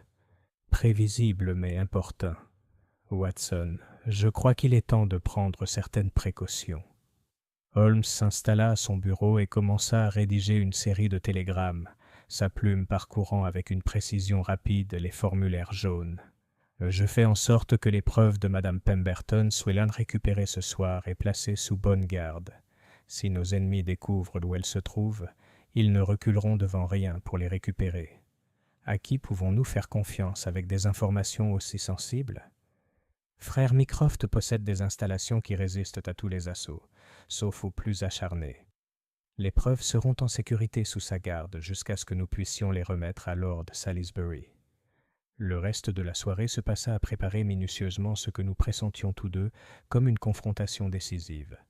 Holmes envoya ses télégrammes par l'intermédiaire du neveu de Madame Hudson, qui sortit par l'entrée arrière du bâtiment pour échapper à nos observateurs. Pendant ce temps, je nettoyais et chargeais mon revolver de service et le petit pistolet que Holmes gardait en cas d'urgence.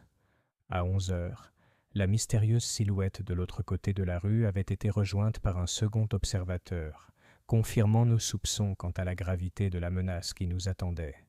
Holmes avait tiré les rideaux et allumé une seule lampe, créant l'illusion d'une activité nocturne normale tout en nous permettant de surveiller la rue sans être clairement observés. « Watson, dit-il alors que les cloches de l'église sonnaient minuit, je crois qu'il est temps que nous découvrions l'identité de nos invités indésirables. » Avant que je puisse protester, Holmes avait éteint notre lampe et s'était dirigé vers la porte avec la précision silencieuse d'un chat. Je le suivis, mon revolver au poing, tandis que nous descendions l'escalier obscur et traversions les appartements de Madame Hudson jusqu'à l'entrée arrière du bâtiment. L'air nocturne était froid et immobile, chargé de l'odeur de fumée de charbon et de brouillard qui caractérisait les soirées d'automne londoniennes. Holmes me guida à travers un dédale de ruelles et de ruelles, témoignant de sa connaissance intime de la géographie de notre quartier, jusqu'à ce que nous débouchions sur Baker Street, à 2 pâtés de maisons au sud de notre logement. De ce point de vue, nous pouvions observer nos observateurs sans être vus. Les 2 hommes se tenaient dans des positions qui leur permettaient de surveiller à la fois l'entrée principale et l'allée latérale donnant accès à l'arrière de notre bâtiment. Leur allure militaire et leur positionnement coordonné témoignaient d'un entraînement professionnel et d'une planification minutieuse. « Des agents du gouvernement, » murmura Holmes. « Mais pour qui travaillent-ils? Les services de renseignement de Lord Salisbury ou la conspiration sur laquelle nous enquêtons ?» Comme pour répondre à sa question, l'un des observateurs sortit une lanterne sombre et lança un bref signal vers l'autre bout de la rue. La réponse fut immédiate. Un éclair similaire provenant d'un 3e point que nous n'avions pas détecté auparavant. « Ils se préparent à bouger, » observai-je. « Devrions-nous battre en retraite? » « Au contraire, Watson. Je crois qu'il est temps que nous prenions l'initiative. » Holmes avait sorti de la poche de son manteau un sifflet de police, un instrument standard de la police métropolitaine, acquis grâce à ses relations à Scotland Yard. 3 coups secs résonnèrent dans la nuit, suivis de bruits de pas tandis que les agents à proximité répondaient à ce qu'ils croyaient être un appel à l'aide légitime. L'effet sur nos observateurs fut immédiat et révélateur.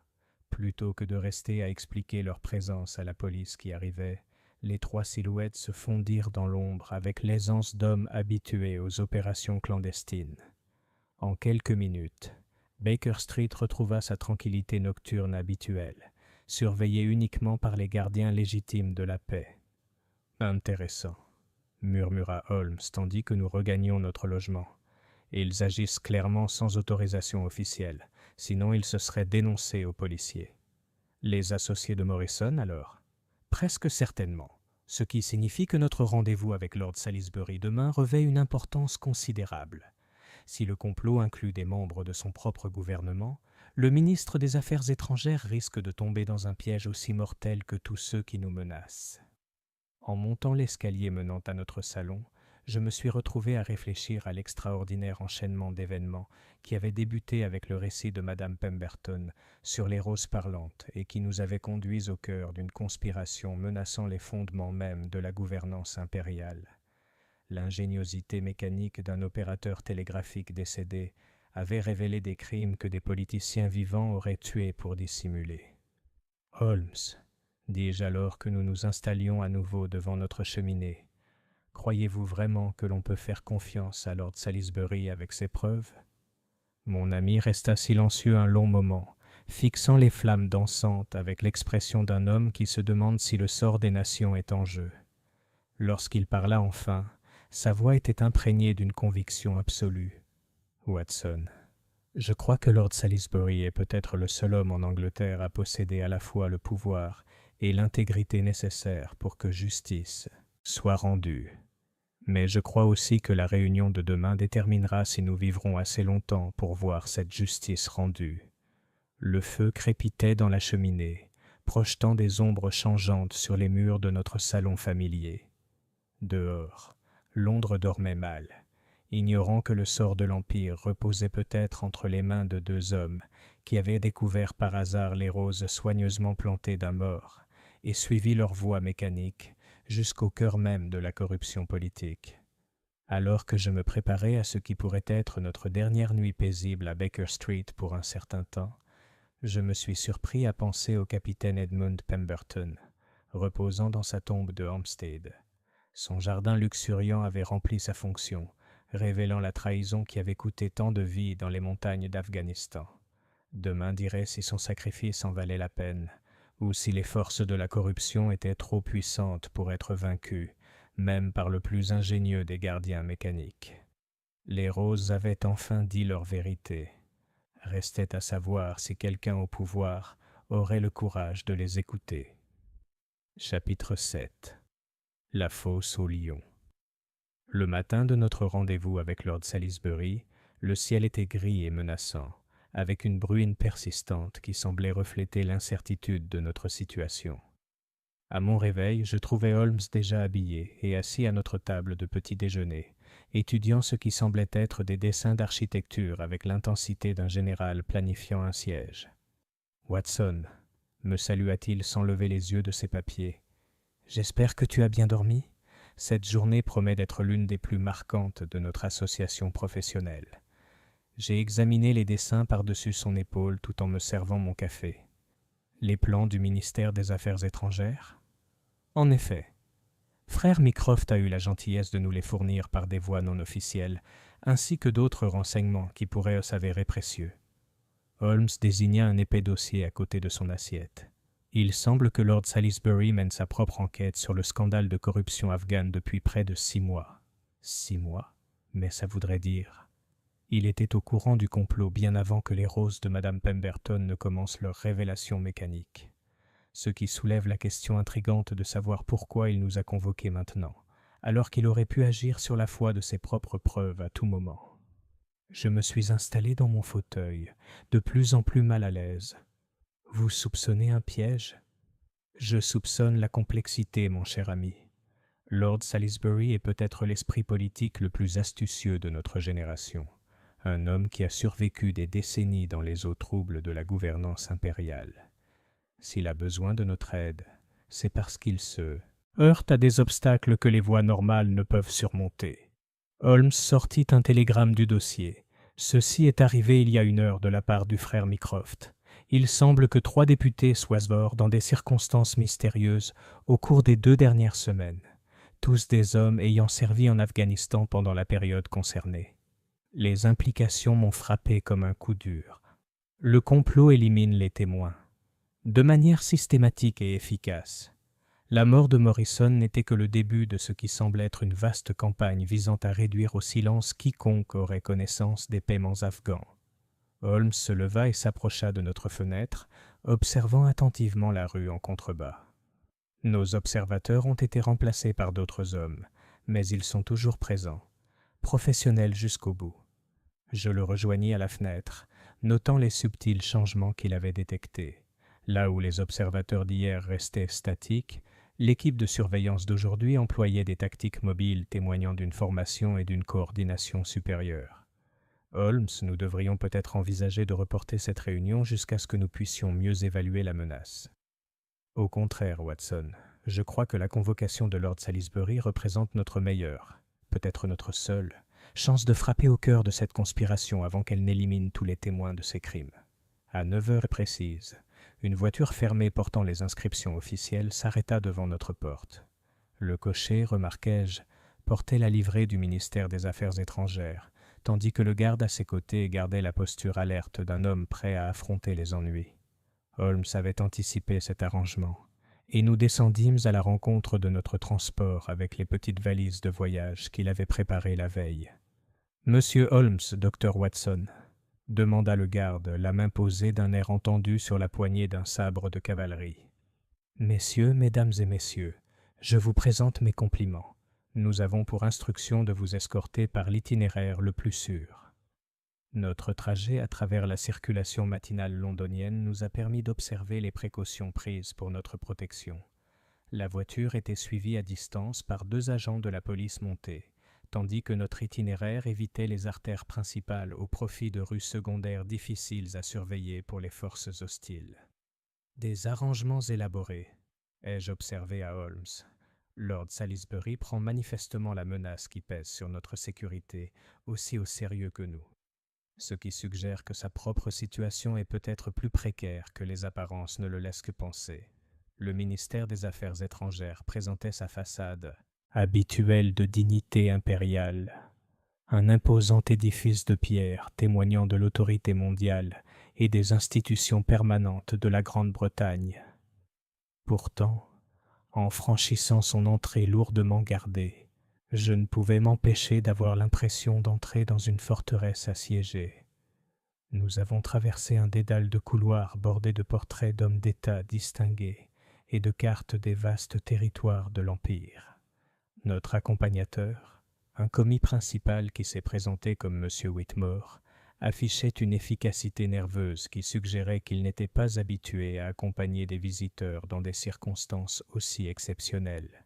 « Lord Salisbury vous attend dans son bureau privé », nous informa M. Whitmore alors que nous approchions d'une imposante porte en chêne gardée par 2 sentinelles en uniforme. « Je tiens à préciser que sa seigneurie a requis d'une intimité absolue pour votre consultation. » Le bureau du ministre des Affaires étrangères était à l'image de son occupant, spacieux, digne et imprégné de la sagesse accumulée au cours de décennies de service public.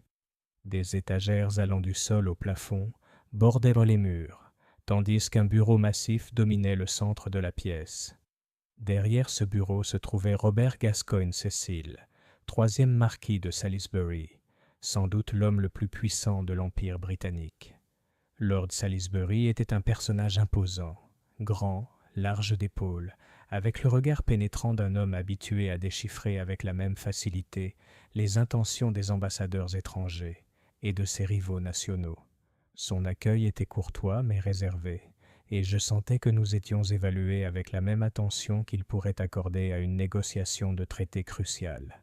« Monsieur Holmes, Dr. Watson », dit-il en se levant avec une grâce surprenante pour un homme de sa stature. « Merci d'avoir répondu à ma convocation. J'espère que votre arrivée s'est déroulée sans incident. »« Tout à fait paisible, monseigneur, » répondit Holmes. « Nous apprécions toutefois l'escorte que vous nous avez fournie. Ce sont des précautions nécessaires, je le crains. Messieurs, veuillez vous asseoir. Nous avons beaucoup à discuter et je crains que notre temps soit limité. » Lord Salisbury reprit sa place derrière l'imposant bureau, les doigts croisés dans un geste qui me rappela fortement Holmes lui-même. « Monsieur Holmes, j'ai cru comprendre que vous étiez récemment entré en possession de certains documents relatifs à des activités irrégulières pendant la Seconde Guerre d'Afghanistan. » « En effet, monseigneur, des documents qui révèlent une corruption à une échelle qui menace l'intégrité même de la gouvernance impériale. C'est précisément mon avis. Ce qui m'amène à la raison de notre réunion d'aujourd'hui. » Lord Salisbury ouvrit un portefeuille en cuir et en sortit plusieurs documents officiels. « Depuis 6 mois, j'ai mené ma propre enquête sur ces affaires, en utilisant des ressources réservées au ministère des Affaires étrangères. Les preuves que j'ai découvertes corroborent en tout point les conclusions du capitaine Pemberton. » Je me suis penché en avant sur ma chaise. Alors pourquoi n'y a-t-il eu aucune arrestation? Sûrement avec le soutien des autorités. Dr. Watson, la corruption sur laquelle nous enquêtons s'étend au plus haut niveau du gouvernement, y compris aux membres du cabinet actuel. Toute action prématurée alerterait les conspirateurs et leur donnerait l'occasion de détruire des preuves ou d'éliminer des témoins, comme ils l'ont déjà fait avec une efficacité remarquable. Holmes observait l'attitude de Lord Salisbury avec un intérêt évident. « Vous avez besoin de notre aide car les canaux conventionnels sont compromis. » « Exactement. J'ai besoin d'une vérification indépendante des preuves du capitaine Pemberton, fournies par des témoins dont l'intégrité ne peut être mise en doute. Plus important encore, j'ai besoin que ces preuves soient présentées de manière à forcer une action immédiate, quelles qu'en soient les conséquences politiques. Que proposez-vous ? » Lord Salisbury se leva et se dirigea vers une grande carte de l'Asie qui occupait la majeure partie d'un mur. Demain soir, le ministère de la Guerre organise une réception en l'honneur des vétérans des campagnes d'Afghanistan. Parmi les participants figureront tous les officiers survivants, susceptibles d'avoir connaissance de la corruption sur laquelle nous enquêtons, y compris plusieurs dont nous savons maintenant qu'ils sont activement impliqués dans la conspiration. Un rassemblement de suspects et de témoins en un seul lieu. observa Holmes. Pratique pour nos besoins, mais tout aussi pratique pour ceux qui souhaitent éliminer les témoignages gênants. En effet, c'est pourquoi je propose de saisir cette occasion pour présenter publiquement les preuves du capitaine Pemberton, devant un public composé de représentants de la presse et de représentants du gouvernement. Une fois l'information rendue publique, les conspirateurs n'auront plus aucune raison de poursuivre leur campagne de meurtre. Je me suis surpris à admirer l'audace du plan, même si ses dangers devenaient évidents. Monseigneur, vous proposez de miser votre carrière politique sur l'exactitude de preuves que vous n'avez jamais vues. Dr. Watson, je propose de risquer bien plus que ma carrière. Si cette conspiration se poursuit, elle corrompra les fondements mêmes de la gouvernance impériale. Mieux vaut tout risquer pour la justice que de laisser la trahison prospérer au nom de l'opportunisme politique. Holmes étudiait la carte de l'Asie avec une fascination évidente. Lord Salisbury, puis-je vous demander ce qui a d'abord attiré votre attention sur ces irrégularités afghanes? Question très intéressante, monsieur Holmes. Il y a 3 mois, j'ai reçu une lettre du capitaine Pemberton lui-même, postée, semble-t-il, peu avant sa mort. Elle ne contenait aucune accusation directe, mais suggérait que certains documents militaires mériteraient un examen attentif. Lorsque j'ai ordonné cet examen, l'ampleur de la corruption est apparue clairement. « Le capitaine Pemberton vous a contacté directement » m'exclamai-je. Un homme remarquable, à l'évidence. Même face à la mort, il posait les bases pour que justice soit rendue. Sa lettre suggérait que des preuves supplémentaires pourraient être découvertes par quiconque serait suffisamment intelligent pour résoudre une énigme impliquant des roses et des dispositifs mécaniques. Holmes sourit avec une admiration sincère. Le capitaine a été encore plus minutieux que nous le pensions. Il a fourni des moyens officiels et officieux pour que ces preuves parviennent aux autorités compétentes. Ce qui nous amène à la question immédiate, poursuivit Lord Salisbury. Êtes-vous prêt à m'aider à présenter ces preuves demain soir, sachant que cela mettrait nos vies à tous en danger? Je regardai Holmes, lisant dans son expression le même mélange d'excitation et de détermination qui avait caractérisé nos affaires les plus importantes. Monseigneur, dis-je, nous sommes à votre service. Excellent. Monsieur Whitmore vous fournira les qualifications et les documents d'information nécessaires. Je vous suggère de consacrer le reste de la journée à une préparation minutieuse. Demain soir, notre courage et notre ingéniosité seront mis à l'épreuve.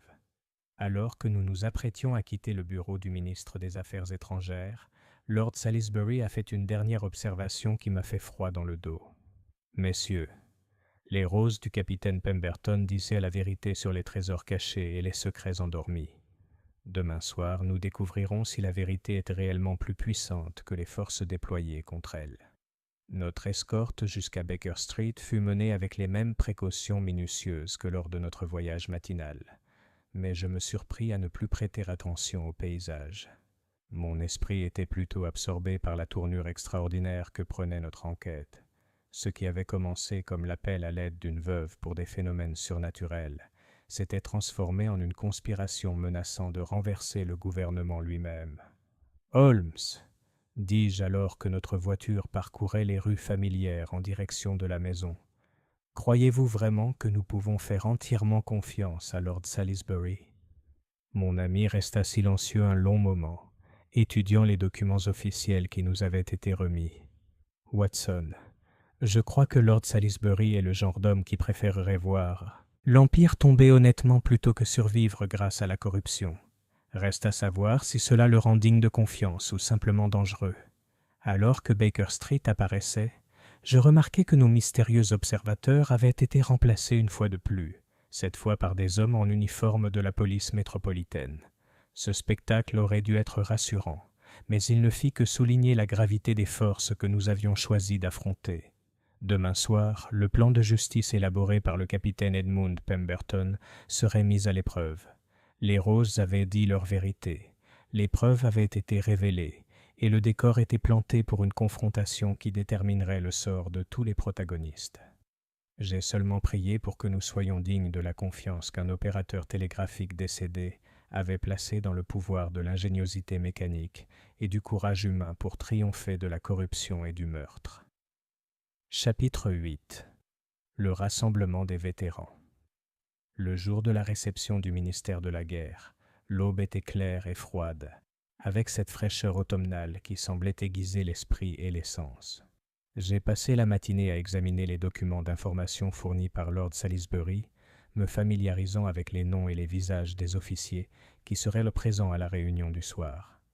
Parmi eux se trouvèrent des hommes dont le courage sur des champs de bataille lointains leur avait valu de brillantes carrières au sein du gouvernement, et d'autres dont les photographies apparaissaient désormais dans le témoignage accablant du capitaine Pemberton comme des participants volontaires à la trahison afghane. Pendant ce temps, Holmes s'occupait de ce qu'il appelait des préparatifs stratégiques, transformant notre salon en quartier général temporaire, avec des plans détaillés du ministère de la Guerre et des itinéraires d'évacuation soigneusement tracés à travers les quartiers environnants. Son approche méthodique de ce qui promettait d'être notre affaire la plus périlleuse me rappelait un maître d'échecs disposant ses pièces avant une finale cruciale. « Watson, dit-il alors que nous terminions nos derniers préparatifs, je tiens à ce que vous compreniez que les événements de ce soir pourraient se dérouler à une vitesse considérable. Si la conspiration découvre que nous possédons l'intégralité des preuves de Pemberton, elle ne reculera devant rien pour empêcher leur divulgation publique. J'ai vérifié mon revolver pour la 3e fois cet après-midi-là, m'assurant que chaque chambre contenait une cartouche neuve. Avez-vous réfléchi à la manière dont les preuves devraient être présentées ? Lord Salisbury a parlé d'une révélation publique, mais la logistique semble assez complexe. En effet, c'est pourquoi j'ai pris la liberté d'inviter d'autres invités à la réception de ce soir. Holmes sortit un télégramme de la poche de son manteau. Frère Mycroft a fait en sorte que des représentants du Times, du Morning Post et de plusieurs autres publications soient présents en tant qu'observateurs. Tout ce qui se passera ce soir sera rapporté dans les journaux de demain. Les implications de cette stratégie m'ont immédiatement frappé. Vous garantissez que la vérité ne puisse être étouffée, quoi qu'il nous arrive personnellement. Exactement. Le capitaine Pemberton a conçu ses gardiens mécaniques pour révéler la culpabilité individuelle de Morrison.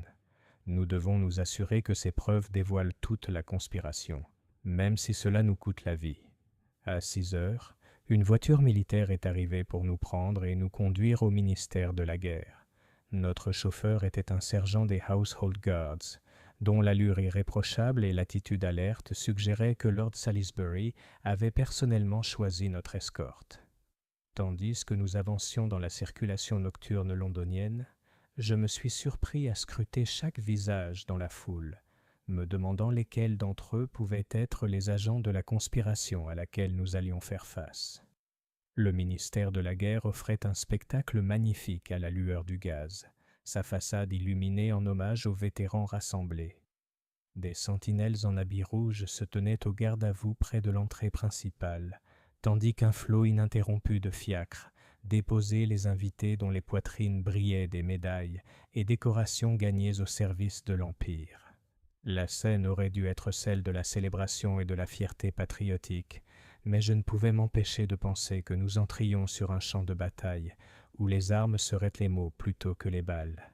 « Une assemblée distinguée », observa Holmes tandis que nous rejoignions le cortège des invités montant les marches de marbre. Remarquez l'homme en uniforme diplomatique.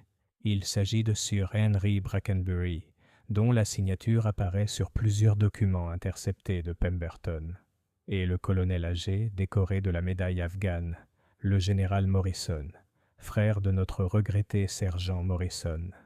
Morrison avait un frère dans le corps des officiers ? En effet, un fait qui pourrait expliquer comment la conspiration a pu préserver sa sécurité pendant tant d'années. Les liens familiaux s'avèrent souvent plus forts que les loyautés institutionnelles. Nous fûmes annoncés à l'entrée de la salle de réception par un aide de camp dont la voix de stentor traversa la foule assemblée. « Monsieur Sherlock Holmes et le docteur John Watson. » Je remarquai que plusieurs têtes se tournèrent au nom de Holmes, et toutes les expressions ainsi révélées ne semblaient pas accueillantes. La salle de réception elle-même témoignait de la gloire militaire britannique. Ses murs étaient tapissés de drapeaux de bataille, capturés lors de campagnes à travers le monde, tandis que les portraits de généraux distingués contemplaient leurs successeurs avec une approbation sévère. Au fond de la salle, un petit orchestre jouait des airs martiaux, offrant une toile de fond vibrante aux conversations des hommes ayant servi l'Empire dans ses avant-postes les plus reculés et les plus dangereux. « Monsieur Holmes, Dr. Watson !» La voix de Lord Salisbury s'éleva au milieu des bavardages, tandis qu'il s'approchait de nous du pas mesuré d'un homme économisant son énergie pour les défis à venir. « C'est gentil de votre part de vous joindre à nous ce soir. J'espère que votre logement vous a satisfait. »« Tout à fait convenable, monseigneur, » répondit Holmes, scrutant la foule avec un intérêt professionnel. Un rassemblement remarquable de personnes distinguées. En effet, beaucoup de ces messieurs ne se sont pas revus depuis leur retour d'Afghanistan. La soirée promet d'être des plus éclairantes. Tandis que Lord Salisbury parlait, je me suis rendu compte que notre conversation était observée avec une attention particulière par plusieurs groupes d'invités. La surveillance était subtile mais évidente. Une observation coordonnée qui suggérait une planification minutieuse et une reconnaissance mutuelle entre les observateurs. « Monseigneur, » dis-je doucement, « il semble que notre présence ne soit pas passée inaperçue. » « Comme je m'y attendais, Dr. Watson, les conspirateurs savent pourquoi nous sommes ici, tout comme nous connaissons leur identité. La question est de savoir si nous pouvons présenter nos preuves avant qu'ils n'agissent pour les en empêcher. » Holmes avait sorti sa montre de poche et la consultait avec une attention particulière. « Lord Salisbury, à quelle heure comptez-vous vous adresser à l'Assemblée ? » 9 heures précises. Les présentations officielles commenceront alors, offrant un moment propice à nos révélations. Excellent. Cela nous donne exactement 37 minutes pour identifier et isoler les éléments les plus dangereux parmi nos adversaires. Avant que Lord Salisbury ne puisse répondre à cette observation énigmatique, nous avons été approchés par un homme grand et distingué dont l'allure militaire et les médailles de la campagne afghane l'identifiaient immédiatement comme l'un des officiers supérieurs de l'époque de Pemberton. « Lord Salisbury !» dit le nouveau venu avec une courtoisie soigneusement maîtrisée. « Puis-je être présenté à vos invités ? Je crois que la réputation de M. Holmes le précède même dans les cercles militaires. »« Certainement. Monsieur Holmes, Dr. Watson, permettez-moi de vous présenter le général Sir Arthur Morrison, frère du regretté sergent William Morrison, » conclut Holmes d'une voix douce. « Mes condoléances pour votre récente perte, général. » L'effet des paroles de Holmes sur le général Morrison fut immédiat et révélateur. Ses traits se crispèrent, et je vis ses mains se crisper légèrement avant qu'il ne reprenne son calme. « Mon frère est mort, en garde à vue dans des circonstances très regrettables, » déclara prudemment le général. « J'espère que sa mort n'a pas terni l'image de la famille. »« Au contraire, » répondit Holmes avec une apparente innocence. « Je crois que les derniers actes de votre frère ont pu apporter un éclairage précieux sur certaines irrégularités historiques. Sa coopération à notre enquête s'est avérée des plus éclairantes. » Le visage du général Morrison était devenu pâle, mais sa voix restait ferme. « Je crains de ne pas comprendre ce que vous voulez dire, monsieur Holmes. »« Peut-être pas, mais je suppose que vous comprenez la signification des paiements totalisant quelques 15 000 livres, distribués à divers militaires pendant les campagnes de Kandahar. Les dossiers du capitaine Pemberton étaient remarquablement complets. » La mention du nom de Pemberton frappa le général comme un coup de massue. L'espace d'un instant, son masque de dignité militaire tomba complètement, révélant le désespoir d'un homme dont les secrets les plus secrets avaient été dévoilés. « Pemberton, » murmura-t-il, « cet imbécile aurait dû s'occuper de ses affaires. » Au lieu de cela, il a choisi de se consacrer à son devoir envers l'Empire, observa Holmes. Un choix qui lui a finalement coûté la vie, mais qui a assuré que justice serait finalement rendue. Lord Salisbury écoutait cet échange avec une intensité croissante, et je le vis faire discrètement signe à plusieurs officiels postés autour de la salle de réception. Le piège se préparait, mais je me demandais si nos adversaires se laisseraient reprendre si facilement. Comme pour répondre à mes pensées, le général Morrison redressa les épaules et reprit l'attitude d'un officier distingué s'adressant à ses subordonnés. « Messieurs, dit-il d'une voix qui résonna dans tout le voisinage. Je crois que cette conversation est suffisamment avancée. Certaines questions de sécurité impériale ne peuvent être abordées dans un tel forum public. Je suis tout à fait d'accord, répondit Holmes. C'est pourquoi je propose que nous les résolvions immédiatement, devant un public qualifié pour juger de leur importance. Holmes avait sorti de son manteau un porte-document en cuir, le même qui nous avait accompagnés depuis Baker Street et qui contenait désormais des copies photographiques des preuves les plus accablantes du capitaine Pemberton. La vue de ces documents provoqua une vive émotion parmi les invités qui avaient suivi notre conversation, et je compris que la nouvelle de notre intention se répandait rapidement dans l'assemblée. « Monsieur Holmes, » dit le général Morrison avec une urgence à peine maîtrisée, « je dois insister pour que vous preniez en compte les implications plus larges de toute action que vous envisagez. Des intérêts sont en jeu qui transcendent la culpabilité ou l'innocence individuelle. Mon seul intérêt est la justice, général. Le capitaine Pemberton est mort pour préserver les preuves de crimes restés impunis pendant bien trop longtemps. Ce soir, son sacrifice portera enfin ses fruits. » La tension dans la salle de réception était devenue palpable à mesure que de plus en plus d'invités prenaient conscience de la confrontation qui se déroulait dans notre coin. J'ai remarqué que plusieurs hommes se dirigeaient vers les sorties avec une coordination subtile, tandis que d'autres se positionnaient de manière à pouvoir observer ou intervenir selon les circonstances. Lord Salisbury consulta sa montre de poche et fit un signe de tête à Holmes avec une satisfaction sombre. « Messieurs, je crois que le moment est venu de notre présentation officielle. Auriez-vous l'amabilité de m'accompagner jusqu'à l'estrade ?» Alors que nous nous dirigions vers l'estrade surélevée au fond de la salle, j'ai été vivement conscient des regards qui nous suivaient. Certains exprimaient de la curiosité, d'autres de l'appréhension, d'autres encore une hostilité à peine dissimulée. Le rassemblement des vétérans était devenu un champ de bataille où les armes étaient secrètes et où les pertes seraient des réputations, des carrières et peut-être même des vies. « Holmes, » murmurai-je tandis que nous montions les marches du quai, « es-tu certain que c'est la meilleure décision à prendre? On est plutôt exposé ici. » « La visibilité est précisément ce dont nous avons besoin, mon cher Watson. Le témoignage du capitaine Pemberton exige une audience, et ces messieurs nous ont offert l'occasion idéale. » Lord Salisbury s'était avancé vers l'estrade et appelait l'attention des invités. Les conversations s'éteignirent peu à peu, la discipline militaire s'installant, laissant la salle plongée dans un silence d'attente. « Messieurs, » commença le ministre des Affaires étrangères, cette soirée devait célébrer les services distingués rendus lors de l'une des campagnes les plus difficiles de l'Empire.